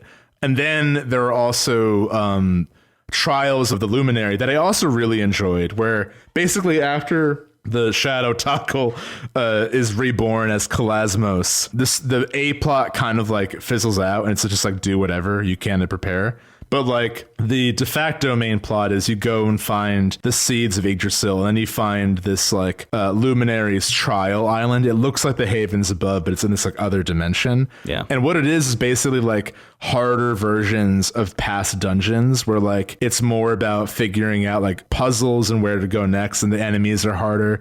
I actually really enjoyed those. Yeah, and then me too. at the end, there are bosses that are like you have to defeat them in X number of moves. And then in the trials, like you can be granted various wishes. So one is like sort of like a marriage option. One is you can craft the ultimate weapon. One is you get Ogler's Digest, which is an accessory. And one is I just want Serena to have short hair again, which I thought was very funny. Oh my God, really? I didn't see that one. It's like you like go through this like trial of the chosen one. It's like I really preferred Serena short hair. Can she have that again? So you can just tell her that as a friend. You don't have to wish that from like He-Man. Yeah. Well, unfortunately, you can't, because you're a silent protagonist now, inexplicably. You can't say, hey, from the dimension I came from, you had short hair, and it fucking ruled, man. You should try it. It did. It was a good look. But yeah, so those are all really fun, and I enjoyed like there's a side quest that unlocks a new skill tree for Hendrik and Sylvando. Chivalry and Fraternity, which is what I'm in the middle of. That's actually where I stopped playing. I did the trials, and then I went to go do that as my next thing. Yeah, but I have to say, like outside of rebuilding Cobblestone and the trials, every other side quest like kind of feels just like a watered down version of what happened in Act 2. Yeah, even some of the like biggest moments where it's like I'm gonna go fix all these problems and do all these side quests that I had done, but like I know the solve already. So like for example, Hato, that I think is one of the more interesting ones. Where in the original game you go And as we mentioned, there's the mom who is feeding villagers to her dragon son. You can just go and prevent that from happening, but it requires you just like literally going on a fetch quest and like getting a little piece of a thing from one of the trials and then bringing it back to her. And then that just isn't a story anymore. Right. And that's the thing. It's like conceptually, I love the fact that I can prevent that tragedy from happening. I can prevent Shell from turning into sea foam. Right. Like all this stuff that feels like I'm getting the ultimate happy ending, but it's not delivered in a way that's like narratively fulfilling in any way. I totally agree. And the other moments, like we talked about, like how I loved the redemption between Eric and his sister and saving your father. And I appreciate the game not being like, we're going to do the same thing again, but it just feels like okay, we're not going to waste your time with this, so why is it even here? I think if you don't mind me getting to my idea of how this could work better based on what's here, is like... Please, because I totally agree. I mean, I'm so on board with this. I think it just should have been like, get rid of the rule that only the Luminary can go back in time and have the whole party do it, Yeah. Have everyone. And the only kind of drawback there is Veronica, but it's like, if they go back to save Veronica together and then like, okay, let's just save everyone we can in this timeline. Right. That would have been like a little bit more fulfilling. I think they didn't want the post game to feel super necessary narratively, but the way they set it up, it felt like it was going to be, and then it wasn't. Right. Yeah. Most of the narrative is about the like past hero and his party, and it's revealed like, oh, Mordegon was actually the mage that betrayed Erdwin, and the seer is like the good part of that mage that was left over. Like, that's all fun and interesting, but like I was so personally in the previous acts, and now I'm just sort of like, I just want to level up because it's fun. I'm just like prepping for the Elite Four now, basically. Right. Yeah, it literally feels like the end game of like a Destiny or something, where like you're just spending your time like doing quests that you've done already and like leveling up and listening to podcasts, which is what I spent my time doing. But I think your solve in particular is really interesting because it also gets around, I think, the other thing, or even the even bigger thing that I see people levy against the post game, which I agree with as like my big point of contention, which is the post game undoes a lot of that character development that happens, right? Like you were talking about during Act 2, how the way Act 2 starts by going through these stories of these like really harrowing trials that all of these party members have to go through to reunite with one another, like that changes those people dramatically. In like really substantial ways. And all of that character development is undone, which is like kind of a bummer. But what's weird about the post game is that all of the characters are written as though that stuff had happened anyway. Yeah. Not in a way where they're like referencing it. Like Sylvando's not referencing the part where he like put a parade together and like walked across the entirety of the world. But I just mean like the Sylvando that you meet in the post game feels like the Sylvando that you ended the main game with. And the same is true of every other character there. Which that was my big bummer. I think that was my, like, I agree. Once I got there and all of the characters just felt exactly the same as they had just been like minutes prior, even though like just before that, Eric had an eye patch in my, in my other world. And now they're gone. So there's that side of things. And I think honestly that your solve just like completely fixes that as well. It just seems like the much simpler thing, which like, I don't know, not to, backseat direct or whatever, but like no, but based on what the game is setting up, because it's like they're and this goes back to what we were saying earlier, it's like they're setting this post game up with this like very dramatic decision, but then the post game itself is just end game Destiny stuff. So why not at least have the party in unison on that? If their intention is like, let's say Veronica, nothing is gained from the fact that only the hero can go. In fact, it makes it feel more selfish given that only the hero can experience that. I agree. That was the big thing that I kept thinking as I was making the decision, was like, this feels like a selfish decision because as I mentioned before, I'm making this decision to bring my friend back, and I'm not going back further to save the like hundreds of other people who have been killed by Mordegon already. Like, that is a selfish decision to have made. It doesn't feel good to make that call. I really only did it because like I was just curious to see what the story was going to be like. And I got to be honest, I do like a lot of what's happening in the post game. I do like that it's a fun time. The fact that they force a decision on you that made me get up from my couch and walk around and call my friends and like figure out if I should do it or not. Like, that's cool. That is not what I was expecting from Dragon Quest. And there are a couple things, like there are some settings that are really fun to see pre-destruction that you didn't get to see. Yeah. Like going to the havens above before they were destroyed is like the standout. Yeah, it's awesome. It's incredible. And honestly, the Kalasmos boss fight is incredible. It's so cool. You're in space.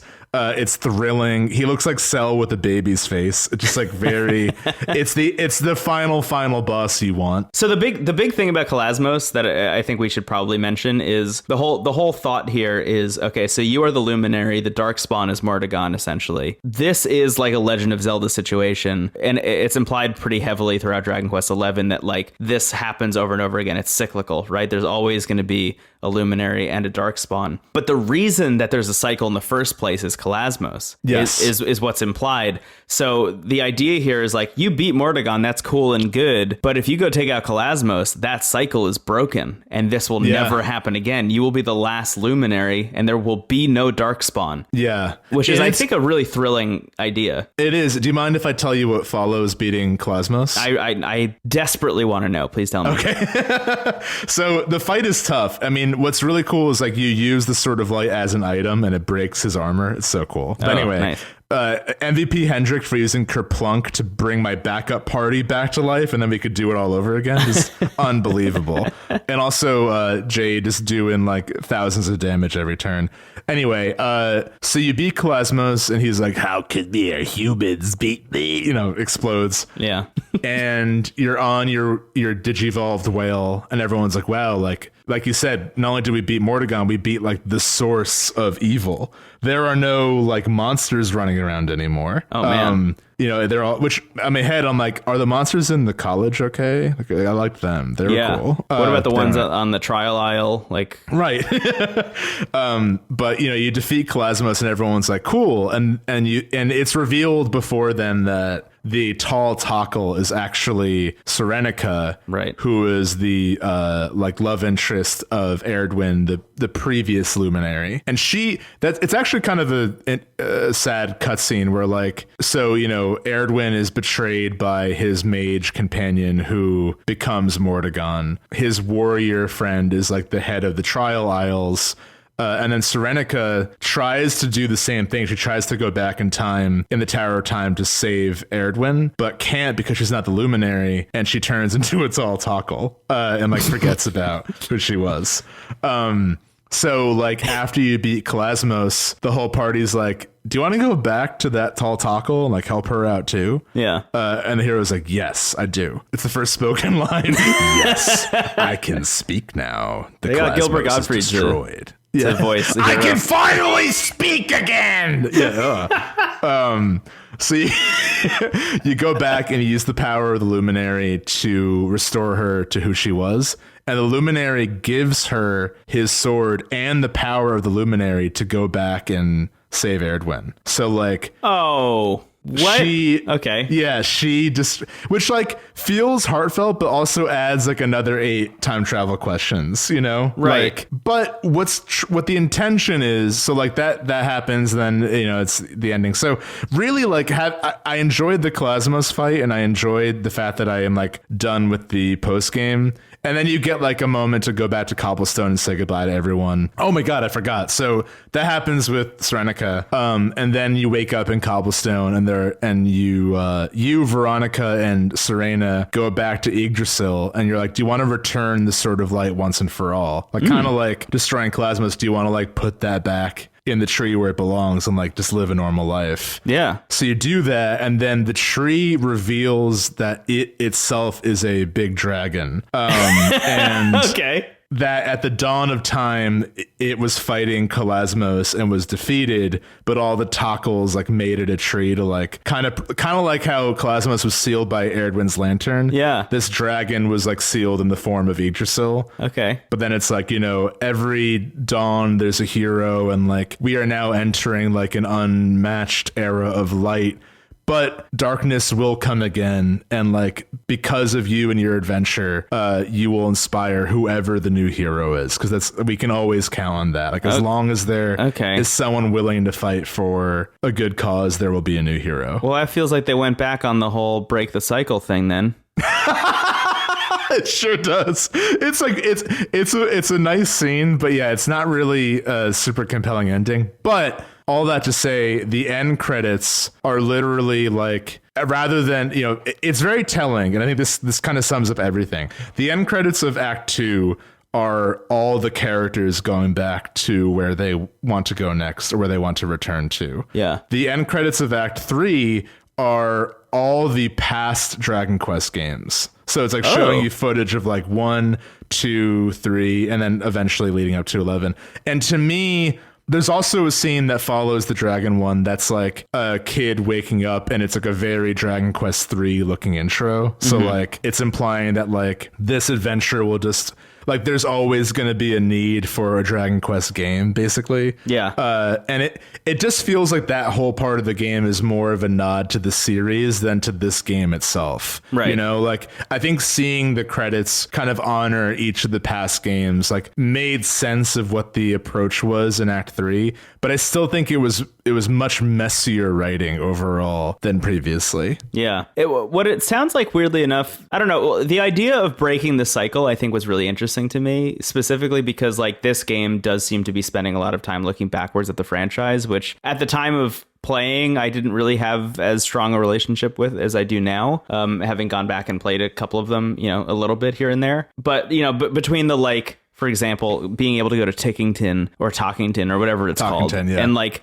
going into the previous Dragon Quest games and like playing through little bits and pieces of previous Dragon Quest games in Dragon Quest 11, it feels like Square Enix is looking backwards at the franchise, and the idea of breaking the cycle almost to me felt like they were kind of paving some like new ground for what Dragon Quest 12 could be. And that was kind of my like that was my big like brain blast moment as I was playing through this, and they had that moment where they were like, if you beat Kalasmos, that's it, you're the last luminary. I was like, holy shit, what is Dragon Quest 12 then? Like Dragon Quest 12 is a new cycle starting, weirdly enough, kind of like a Skyward Sword scenario, but not a prequel. Like, how do we get into this mess all over again?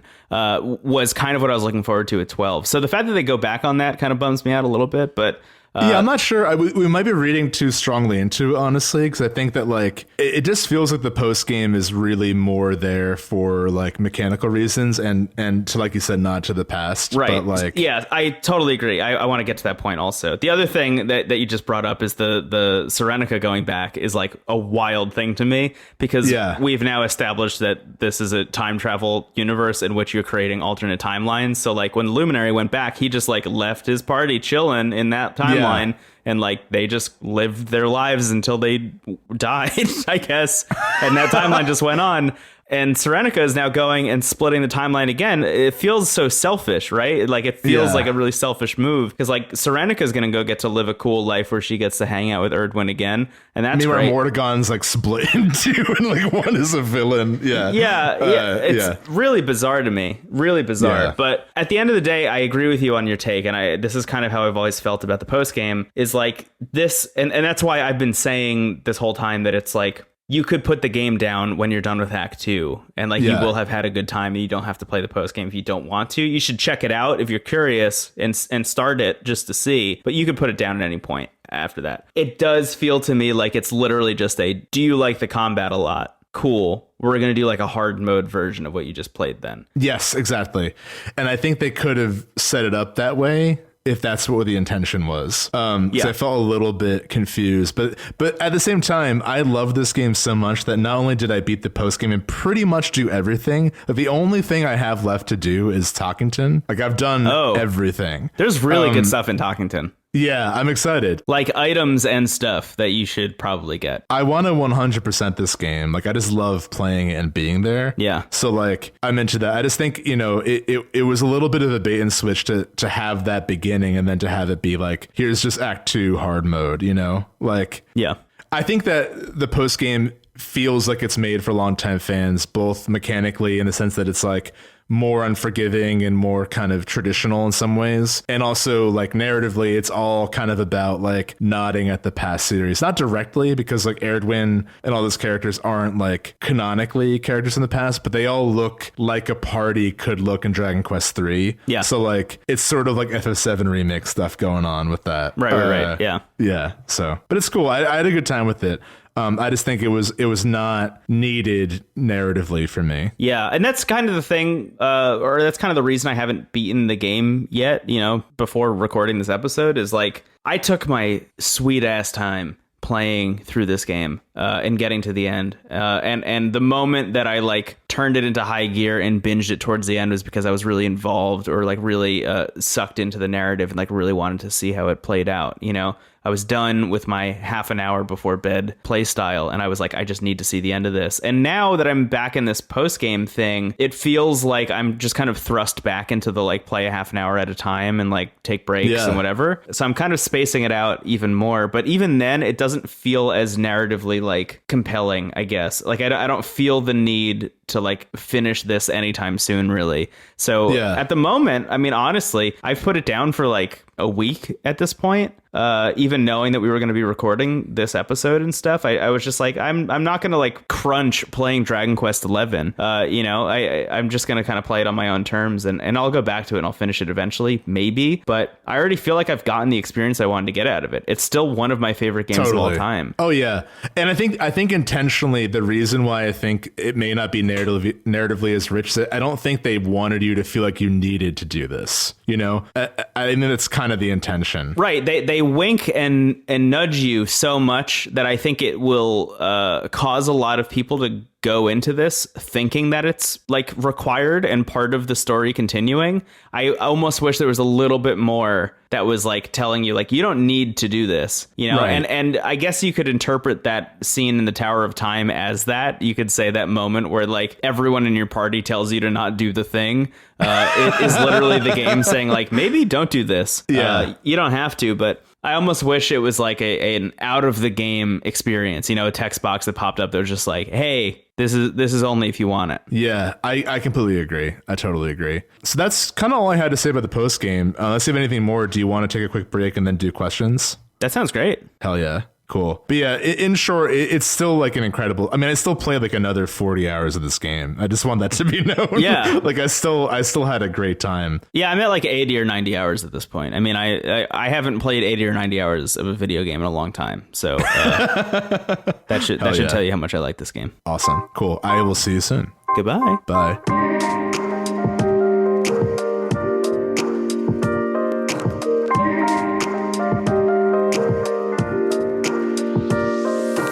Brendan, we're back with some questions from the listeners about Dragon Quest XI and our time with it. Thank you all to those who asked us to go through these. We got a bunch of questions on Discord and Twitter. Kicking us off. Oh my God, I want to play Dragon Quest so bad right now. I can't believe how much talking about Dragon Quest makes me want to play Dragon Quest. Holy shit. That happens every now and then. We talk about it like... we have the effect on ourselves where we hype ourselves up on a game while recording an episode about it. Yeah. Holy shit. Okay. Gotta be Cosmos, dude. Sililak in Discord asks, do you regret not sticking... A lot of people... Okay, I just want to say this. A lot of people wrote out the acronym for Dragon Quest XI's as we say it, and it's like even harder to say out loud. Holy shit. Okay, great. Do you regret not sticking with DQXIS hyphen EAAEA dash DEFNS in parentheses NOGP when you first picked it up, or are you glad you waited to play it when you did? AJ, can you keep the sound of me pouring wine in the background of Steven trying to say that? In the time you can say the name of this game, you can pour yourself a glass of wine. Oh, and a follow-up question. Yeah, it's called The Way Back. It's a Cabernet Sauvignon from the year 2018. I was going to say, what year? 2018, that's when we started the show. Coincidence? Yeah, that's why I got it, actually. I'm drinking Lagunitas Little Something Something. It's one of my favorite beers. Oh, yeah, that is a good one. Yeah. I know like 4 beers, and that's one of them. Allagash White's still your favorite? Yeah, it is. Hell yeah. A little trivia for you. I'm so sorry. What was the question? No, we like that. We were like straight up flirting there. I was so in. Anyway, do you not regret sticking with the game when you first? I guess this is targeted to me because you loved it right away. Oh, so yeah. The question is, do you not regret sticking with Dragon Quest XI when you first picked it up, or are you glad you waited to play it when you did?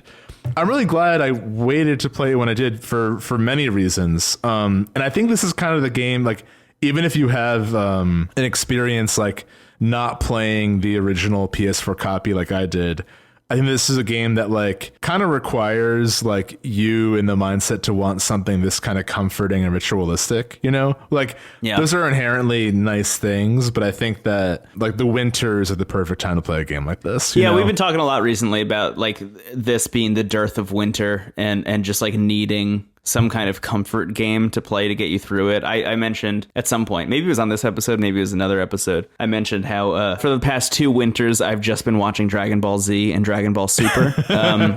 You know, so like this winter for me, it's Death Stranding at the moment and Dragon Quest XI. So yeah, I don't know. This is just like a specific kind of game that fits a specific kind of vibe, I think, if you need it in your life. I think last year too, we got really into Final Fantasy 14 around this time of year, which is like a similar kind of like play this for a little bit a day to unwind kind of energy, at least in A Realm Reborn. Yeah. And the follow-up question. So in short, I'm glad I played it when I did. And the follow-up question is, how much would you kill for a acronym Dragon Quest XI style game, but with characters from Fire Emblem Three Houses?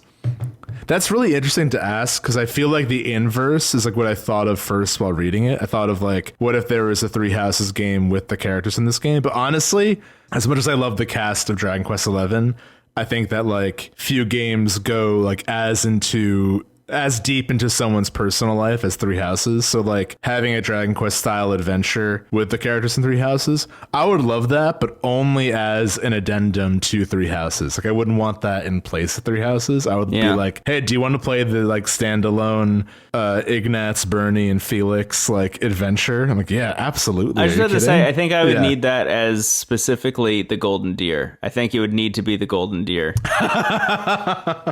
I love this idea. I'm actually I'm having a hard time like wrapping my head around it because I'm having so many thoughts simultaneously about how cool this would be. I have a feeling Final Fantasy 16 is going to be like a Black Eagles Dragon Quest game based on the energy we've gotten already. I went back and watched the Final Fantasy 16 trailer yesterday, apropos of literally nothing, Stephen. I want you to know, like no reason whatsoever. I went and I was just like, I wonder what that trailer was because I forgot about it. That game looks way more like Dark Souls than I remembered it looking like. A little bit, yeah. I mean, it's definitely. I think there's someone on Dragon's Dogma working on it, or like who was involved in Dragon's Dogma in some way. So it has a little bit of that dark fantasy edge. Weird. But yeah, we would both kill a lot for that. That sounds wonderful. I wouldn't kill at all. No murder for me, thanks. But I would play it. Hey, typical Golden Deer. Actually, someone shared an image in the Discord of like the I guess it was Byleth and the Three House leads. And on Claude's square, it says, it's okay to ask for help. And then everyone else is saying murder is okay. Like that sums up the game. Those are your choices. Oh, my God. Okay. GJ in Discord. Really funny. It was really good. The Fire Emblem channel is still kicking. It's still an incredible place to be in the Discord. Speaking of Discord, GJ asks, you've said that Dragon Quest XI is by far the most accessible in the series so far. Do you want Dragon Quest XII to continue that trend, or should Dragon Quest XI be the definitive entry point? So do we want 12 to continue this trend of like, you can jump into this one and then the rest, or should 11 remain the entry point? Oh, man, that's a hard question. It is. I'm coming at it from 2 angles. And the first angle is like purely a business perspective. From a purely business perspective, if I was Square Enix, I would obviously want every Dragon Quest game to be a good entry point into the Dragon Quest franchise. That, I think, makes the most sense. That said, I do think that Dragon Quest XI is so widely available. You know, it's on every platform at this point. It's like very easily attainable. and it is an incredible entry point that like there's kind of no reason for it not to get played, I think, by most people. You know, if you're that said, if you're interested in Dragon Quest 12, I'd be really bummed out if you couldn't just go play Dragon Quest 12. Like it'd be a real bummer if you were like interested in Dragon Quest as a franchise and you'd never played one before and 12 came out and it was like, maybe this isn't the one for new fans. Like that would be a real bummer, but I would like to see it, I think, take some chances based on the fact that most people playing it will have played 11. I think that that's a better assumption to go into that game with. But that said, 11 is so widely available that like I still will point to 11. Like regardless of where 12 is at, I will still say like, yeah, you should play 11. Maybe not first, but you should play 11. Totally. I agree. I mean, yeah, I think I would love to see 12 be accessible. It's interesting because this is a series that does not change often, but they do change it up in different ways in terms of like what is the vibe of the adventure, what is like the mechanic that's added to this one. So like 5 has the monster taming feature, and 8 feels the most like 11. So weirdly, and 8 was also the biggest hit in the US before. That was the one that everybody recommended. That was the one that everybody pointed to and was like, this is the entry point, is 8. So this question almost kind of applies in the past to like 8 and 11, where 11 was, okay, here's really the entry point, and like 8 is like maybe the next one you play. And that's actually the next thing I was going to say is I think that this is like weirdly cyclical as well, is this idea that like every couple of years they make one that is the entry point and then they try and iterate on that for the next couple of years and take some interesting chances.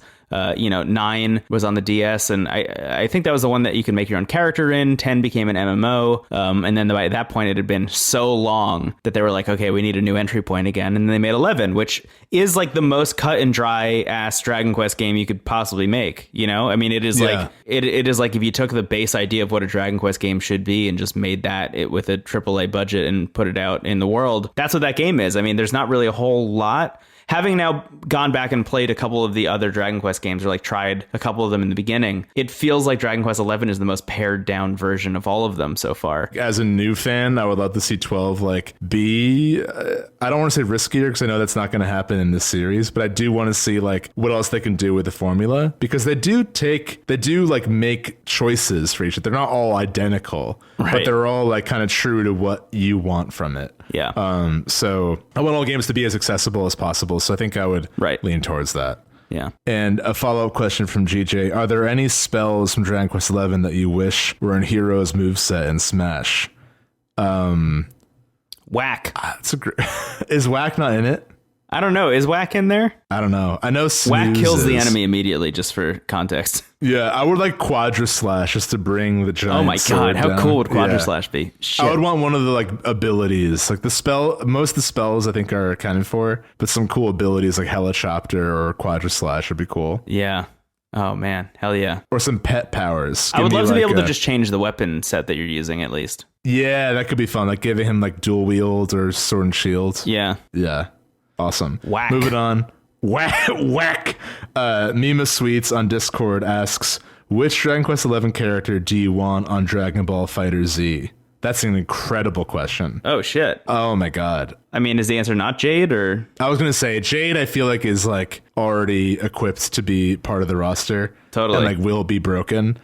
I also was thinking maybe Hendrik because I like the kind of big, sturdy grapple characters too. Oh, yeah, yeah. But I think Jade is the clear choice. Yeah, I think Jade is a clear choice too. My second was going to be Sylvando, just because I have no idea how that would work, but it would be really fun. They both have like the panache and like pageantry you want from a fighting game character and what you want from a DBZ character, especially. Totally. Like Sylvando would make like the good version of the Ginyu Squad, you know? Like yeah. Absolutely. So yeah, Jade or Sylvando. Squad. The good U Squad. And a follow-up question from Mima. Did you know there are 3D cutscenes? Turns out if you play on 2D mode, you don't get any of them, so I had to restart my playthrough. I'm so sorry. They do 2D versions of the cutscenes in 2D mode. Yeah, because originally on the PS4 you had the 3D version. On the 3DS there was like a 2D version, and on the definitive edition you can flip between the two. Yeah, but that's the thing is you can't really flip between the two. It's where it gets very frustrating. is you have to create a new save file when you go into 2D mode, and it just saves wherever you're at in 3D mode, and then you have to pick up that save in 2D mode, and then you just continue on from there, which is kind of bizarre. But did you play 2D mode at all? I was curious at one point, and then I was prompted to do that, and I was worried I was going to lose progress, so I didn't. I think I got the taste of 2D I wanted from doing Talkington, you know? Like, I honestly think you should play this one in 3D, because like pretty much every other Dragon Quest is in 2D, and like has the style they're going for, but the 3D graphics here are like really incredible. Like the character design in the world is like really stunning. Yeah, it's a good move playing this game in 3D the way it was intended. That said, I did play like an hour in 2D mode, and it's just like impressive that it exists. Yeah, I can't imagine playing through the whole game like that, but I'm sure somebody out there's done it and probably had a great time. So we've mentioned a lot how they've released all of the Dragon Quest games on iOS, or like most of them.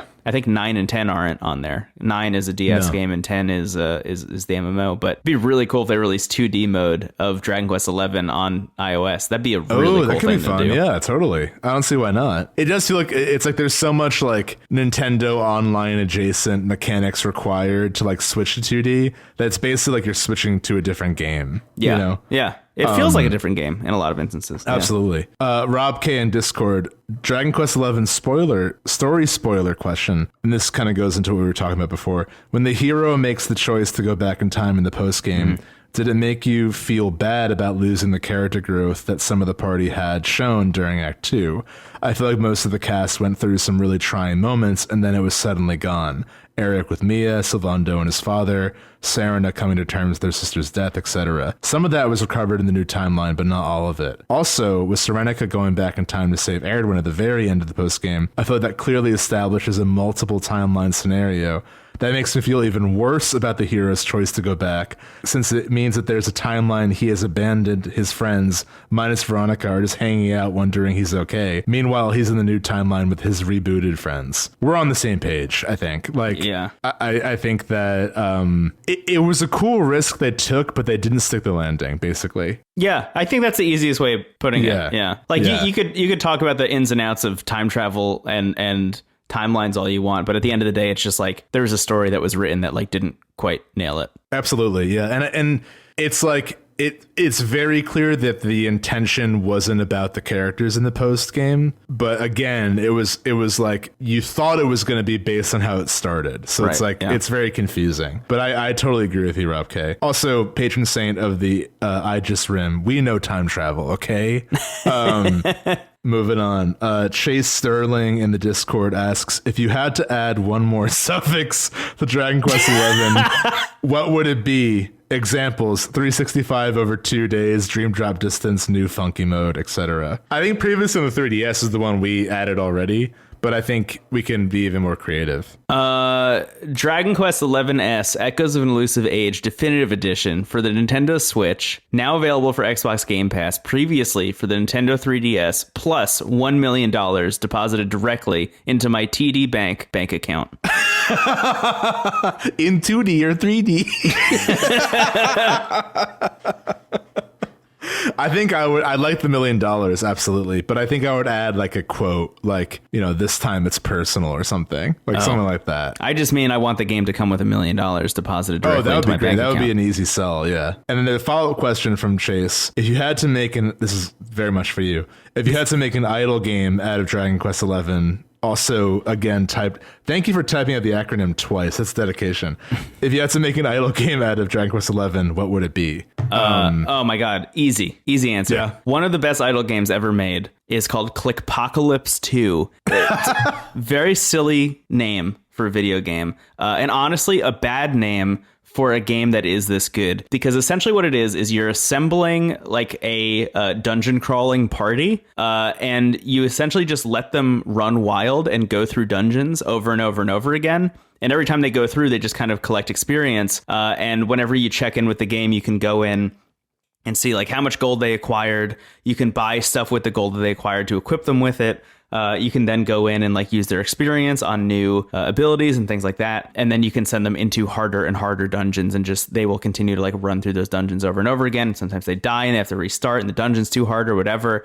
And you can continue to like loop and prestige like you can in other idle games. One of my favorite things about it is that there are like no microtransactions to speak of in this game. It is just like a very wholesome and good idle game. I really like it. It's really great. I am amazed that other people haven't ripped off Clickpocalypse 2, because that game has been around forever and is so great. And it just feels like obviously you would make a Dragon Quest game that is like a 2D Dragon Quest game that plays like, I don't know, this game in 2D mode. It plays like Dragon Quest 11 in 2D mode, and you build up a party and you just tell them what dungeons you want them to run through, and they continue to run through them and gain golden experience, and then they can go on to harder dungeons and things like that. Just seems like the obvious move. It bums me out, honestly, that more developers aren't making like IP laden idle games, because it just feels like such an obvious move. Absolutely. There have been a couple here and there that I've seen. The most successful one, you're going to lose your mind when I tell you this, the most successful one I've ever seen is an adaptation of Crazy Taxi as an idle game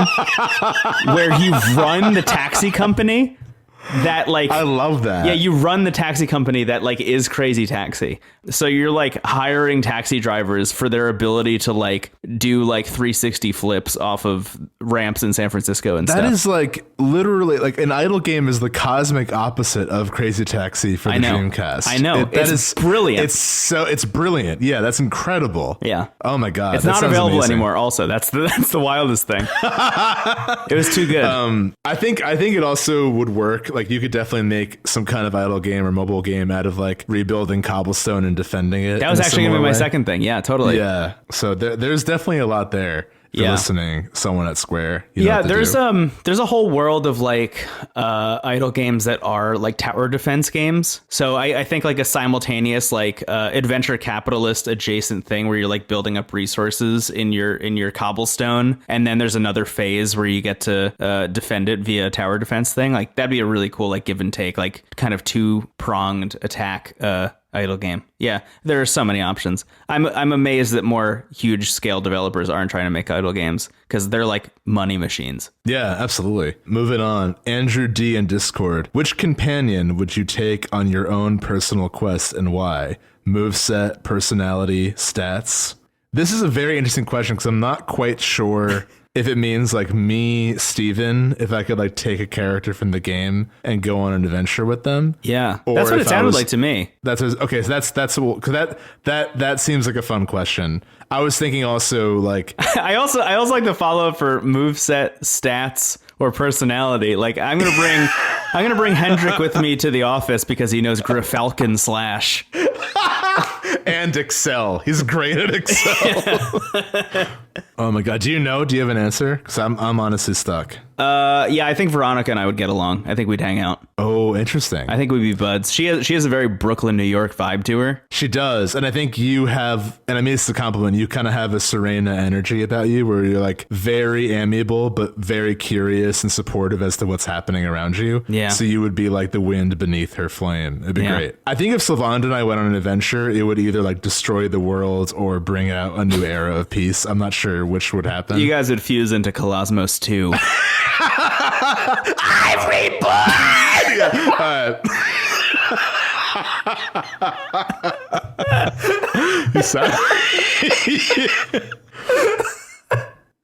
Oh my God. I think it would be Hendrik, honestly. I think it has to be Hendrik for me. We can't just skip past that. I don't know what... What do you want to say? What do you want me to say? Steven, I don't even know what to say. The fact that you just kept talking is wild to me. I have lost the ability to speak or think. You don't start the day by stepping out of bed, stretching, cracking a few eggs on the frying pan and going,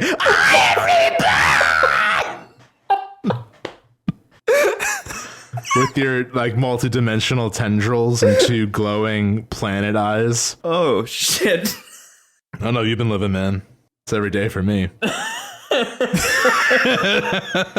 I'm amazed my vocal cords aren't shot, by the way, based on just what I've done with my life. Oh my God, me too. That was unbelievable. That was really one of those moments where like I get to listen to the podcast.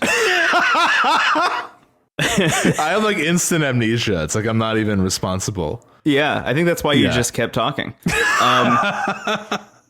Fuck, what was the question? Oh, you were talking about Sylvando, I think. Oh, it was who would you take on a personal quest? Oh, you were changing your answer to Hendrik. Yeah, I mean, God, I feel like I'm torn between. I love them all. I think Hendrik and I think would get along really well. I just imagine Hendrik in a beanie hanging out on your couch, just like, hey, man. That's the thing. I feel like I attract people like Hendrik in my life a lot because, like, the kind of person I love meeting is someone who is like secretly weird but doesn't feel like they can let it out.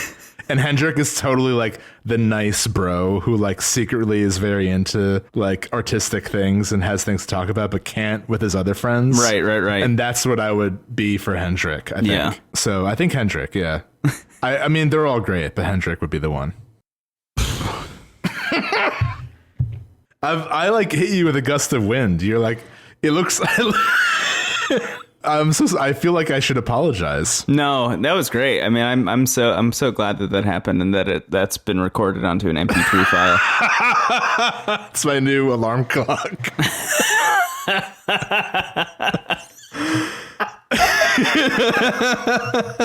I'm just like really racking the old noodle for ways to use that outside of this podcast. Oh yeah, I want to isolate that and I want it everywhere. I hate that that's my gator done. I was just about to say, I think that's your bazinga, friendo.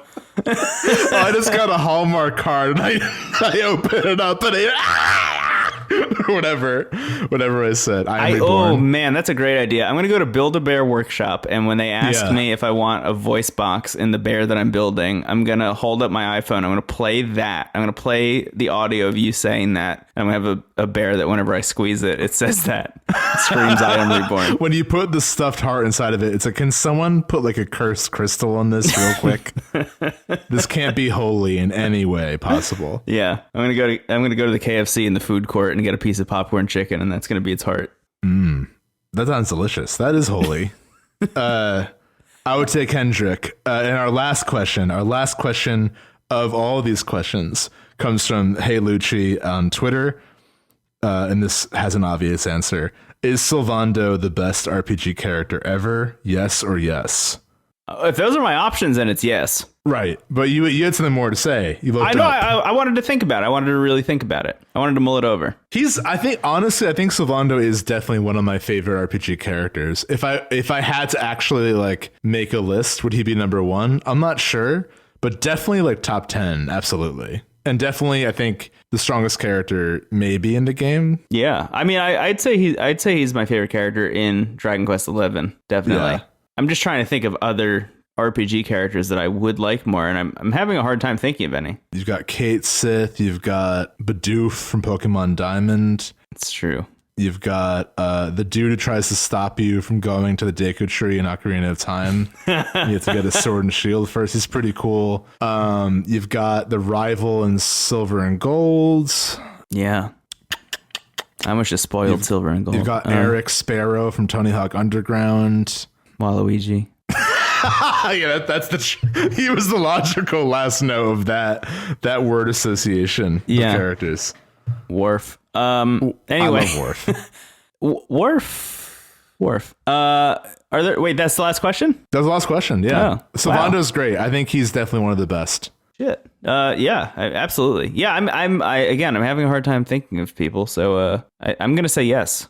Of the two options, yes, I'm going to pick yes. Yes or yes? I say yes. Yeah. Wow. Anything else you want to talk about? I mean, we got some time tonight, you know? Yeah, I'm playing Mario Golf Advance Tour on the Game Boy Advance.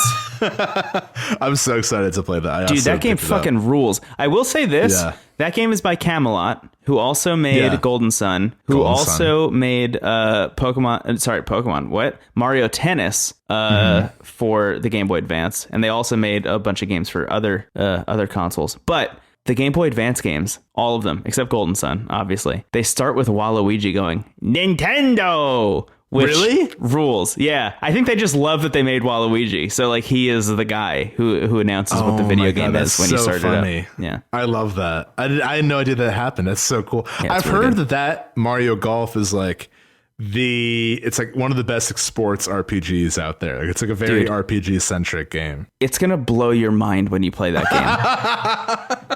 I am frequently putting down the Game Boy because I'm just like shocked at how good it is. Yeah. We'll probably talk about that soon. Yeah. Tease. Oh shit. Yeah. Let's talk about something Dragon Quest related. What Dragon Quest game are you gonna play next? That's a great question. I'm halfway through 5. I think I definitely want to finish 5. I really like 5. Yeah.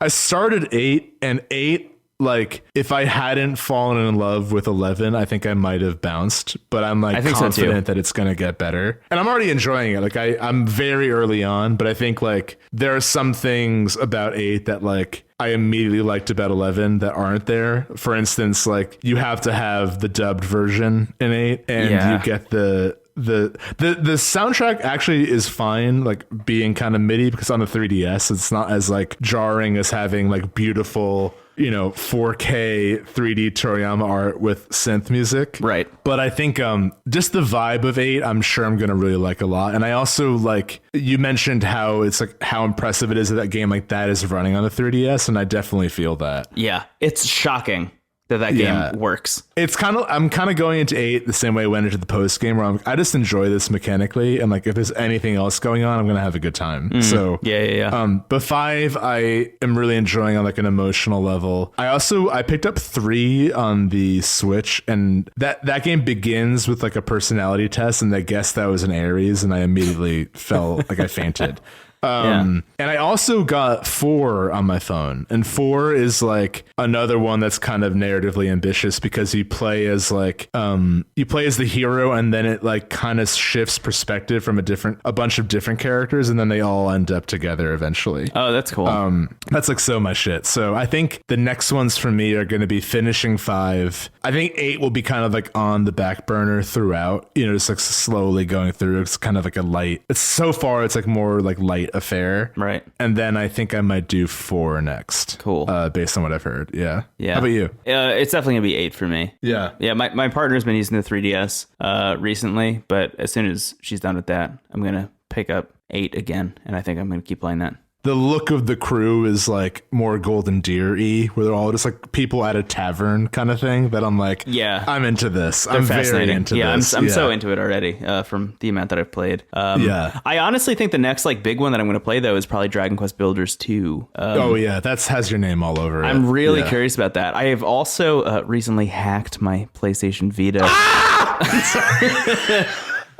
Which will allow me that was halfway between my normal voice and the I Am Reborn voice. This is the logical middle point.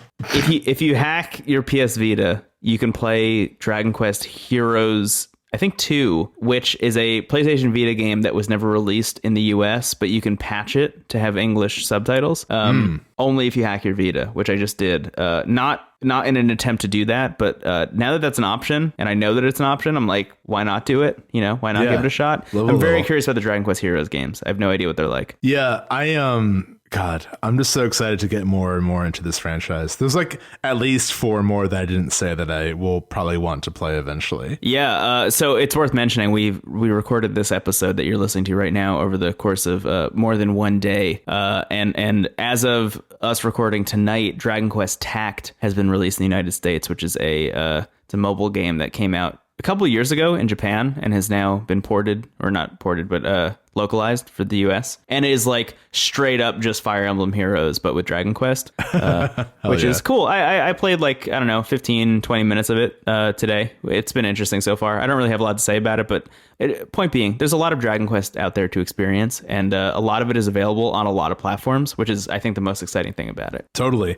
I even tweeted someone recently, like, which one should I check out? And pretty much everyone was like, every game has something to offer, even in a series that sticks to a certain formula. They're all like, 5 is an extremely different experience than 11. God, 5 is so much shit. I love 5 so much. Yeah. It's like, what if Pokemon was dramatic? Yeah. Sign me up. Incredible. Add Stardew Valley into there. I'm in heaven. Yeah. I love that in 8 your like first party mate calls you Gov. It's great. It's a good time. Yeah, it's really good. Oh my God, let's get out of here. I wish I could put on Japanese voice acting, but c'est la vie. Yeah, c'est la vie. But yeah, I think this, even though I think this might be like the ultimatum on 11, we are just beginning our Dragon Quest journey overall. The tree of life was secretly a dragon. It resurrected itself and turned to both of us and said, I am reborn. As long as you want to keep playing Dragon Quest, there's going to be a new Dragon Quest. So like, buckle up, baby, and do another episode about 5. And I said, fine, I'll do it. Look forward to it. Okay. Yeah. I think there's a world in which we talk about more Dragon Quest games, and hopefully we're still doing this podcast when Dragon Quest 12 comes out. There's no way we won't be. I am like so certain of both things. There's like at least a 90% chance. That's great. I wonder how long it takes between Dragon Quest games. I have not thought about that at all. The version of this podcast where we're both old men is like the best version of it, I think. We're like, 3 houses. Oh man, I'm actually really excited for that. Yeah, now that I'm thinking about it, Dragon Quest 10 came out on the Nintendo Wii, so... I mean, 11 was also like a much bigger hit, so I think that there's definitely like data for Square Enix to be like, hey, Dragon Quest is like doing a little better if you want to like prioritize it here. Yeah. And if you want to be part of that data, pick it up, you know? I'm pulling up Wikipedia. Do it. In the meantime, I'll just sort of like wait and listen. Okay, Dragon Quest 11 came out July 29th, 2017. Whoa. Dragon Quest 10 came out 5 years prior to that. Dragon Quest 9 was 3 years prior to that, and then 5 years, and then 4 years. Okay, and then 5 years. So there's actually like a non-zero chance that we'll hear something about Dragon Quest 12 pretty soon. Yeah, because it's technically been 3 years since this game, since 11. That's what I mean, yeah. Yeah, the original came out in 2018. Yeah, well, it dropped in Japan in 2017, so like... Oh, shit, yeah. It's possible that whatever team works on these games has been developing this, or has been developing 12 for a while. And it looks like the longest gap between games is 5 years. So we're coming up on 4 years now. It'll be funny when our like fake Dragon Quest 12 episode confuses people, you know, because we named our first episode about this game Dragon Quest 12. I'm excited, man. I can't wait to see what it is. Yeah, me too. Oh man, that's so exciting. Maybe Qbert will be in it. Oi, Gov, I'm stuck in a cubicle maze. Oi, Gov, my name's Qbert. You snooze. Whack. Yeah, let's wrap up. You want to wrap up? Yeah. You answered me before I asked. Thank you so much for listening. These bonuses are made possible by our generous patrons. Thank you so much. You know who you are. Yeah, I mean, you know the deal. I don't really feel the need to do like a corporate default sign off for a bonus episode, but just like thank you all for the support you've given us. We love doing this. We are really excited to do this episode. I hope you enjoyed it. We certainly enjoyed making it over the course of a couple weeks, and I'm just excited for more of the show, more of this series, and more of us making stuff together. Yeah. If there's a bonus episode that you're interested in hearing, I guess let us know. I think, you know, Steven and I tend to plan these out pretty far in advance, but if there's an overwhelming demand for something in particular, I'd be interested in hearing what that demand is. But we want a Gex Enter the Gecko 5-hour bonus episode. Don't even tonight. Speak it into existence, Steven. Oh my God. We're not going to do that. Sorry, Gex fans. Look, if you want Gex Enter the Gecko content, like I will play Gex Enter the Gecko for an episode, but not a bonus. I haven't. I tried to get rid of it. Every time I put it outside, it shows up on my shelf again. Basically, it's like Chucky. I tried to put it on the truck and just hit it against the road. Keeps showing up on my pillow. Yeah, I took it to. I like sold a bunch of games at the retro game store to get some credit, and then I bought Mario RPG for the Super Nintendo. Great purchase. But yeah, that is a great purchase. Gex was basically worthless. Like I don't even want this. Oh my God. Yeah. Anyway, I just want to say thanks so much to everybody who listens to the show. Steve and I were talking about this off the show right before we started recording tonight, but I don't know, just the amount of support. We always say this, but the amount of support has only been growing recently. Yeah. And that's surprising and shocking and cool and amazing and really humbling and nice. And you know, a lot of adjectives for all of those words. It just feels really spectacular. So thank you all so much for listening to the show and sharing it with people and saying nice things about it on Twitter and elsewhere. It's really cool. If you like the show, please share it with a friend. you can send them to Into the Cast online. It's our website. It's our internet website that'll take you to every place that they would want to go, whether that's listening to the podcast, whether that's going to Twitch or YouTube or Instagram or Twitter, or a link to the Discord, or the email address in which you can email us, which please email us. We like receiving emails. But yeah, is there more stuff? That's it, basically. Cool. All right. Yeah. Whack. Snooze. My name's Stephen Hilger. You can find me at Stephen Hilger. My name is Brendan Bigley. You can find me on the internet at Brendan Bigley. Whack.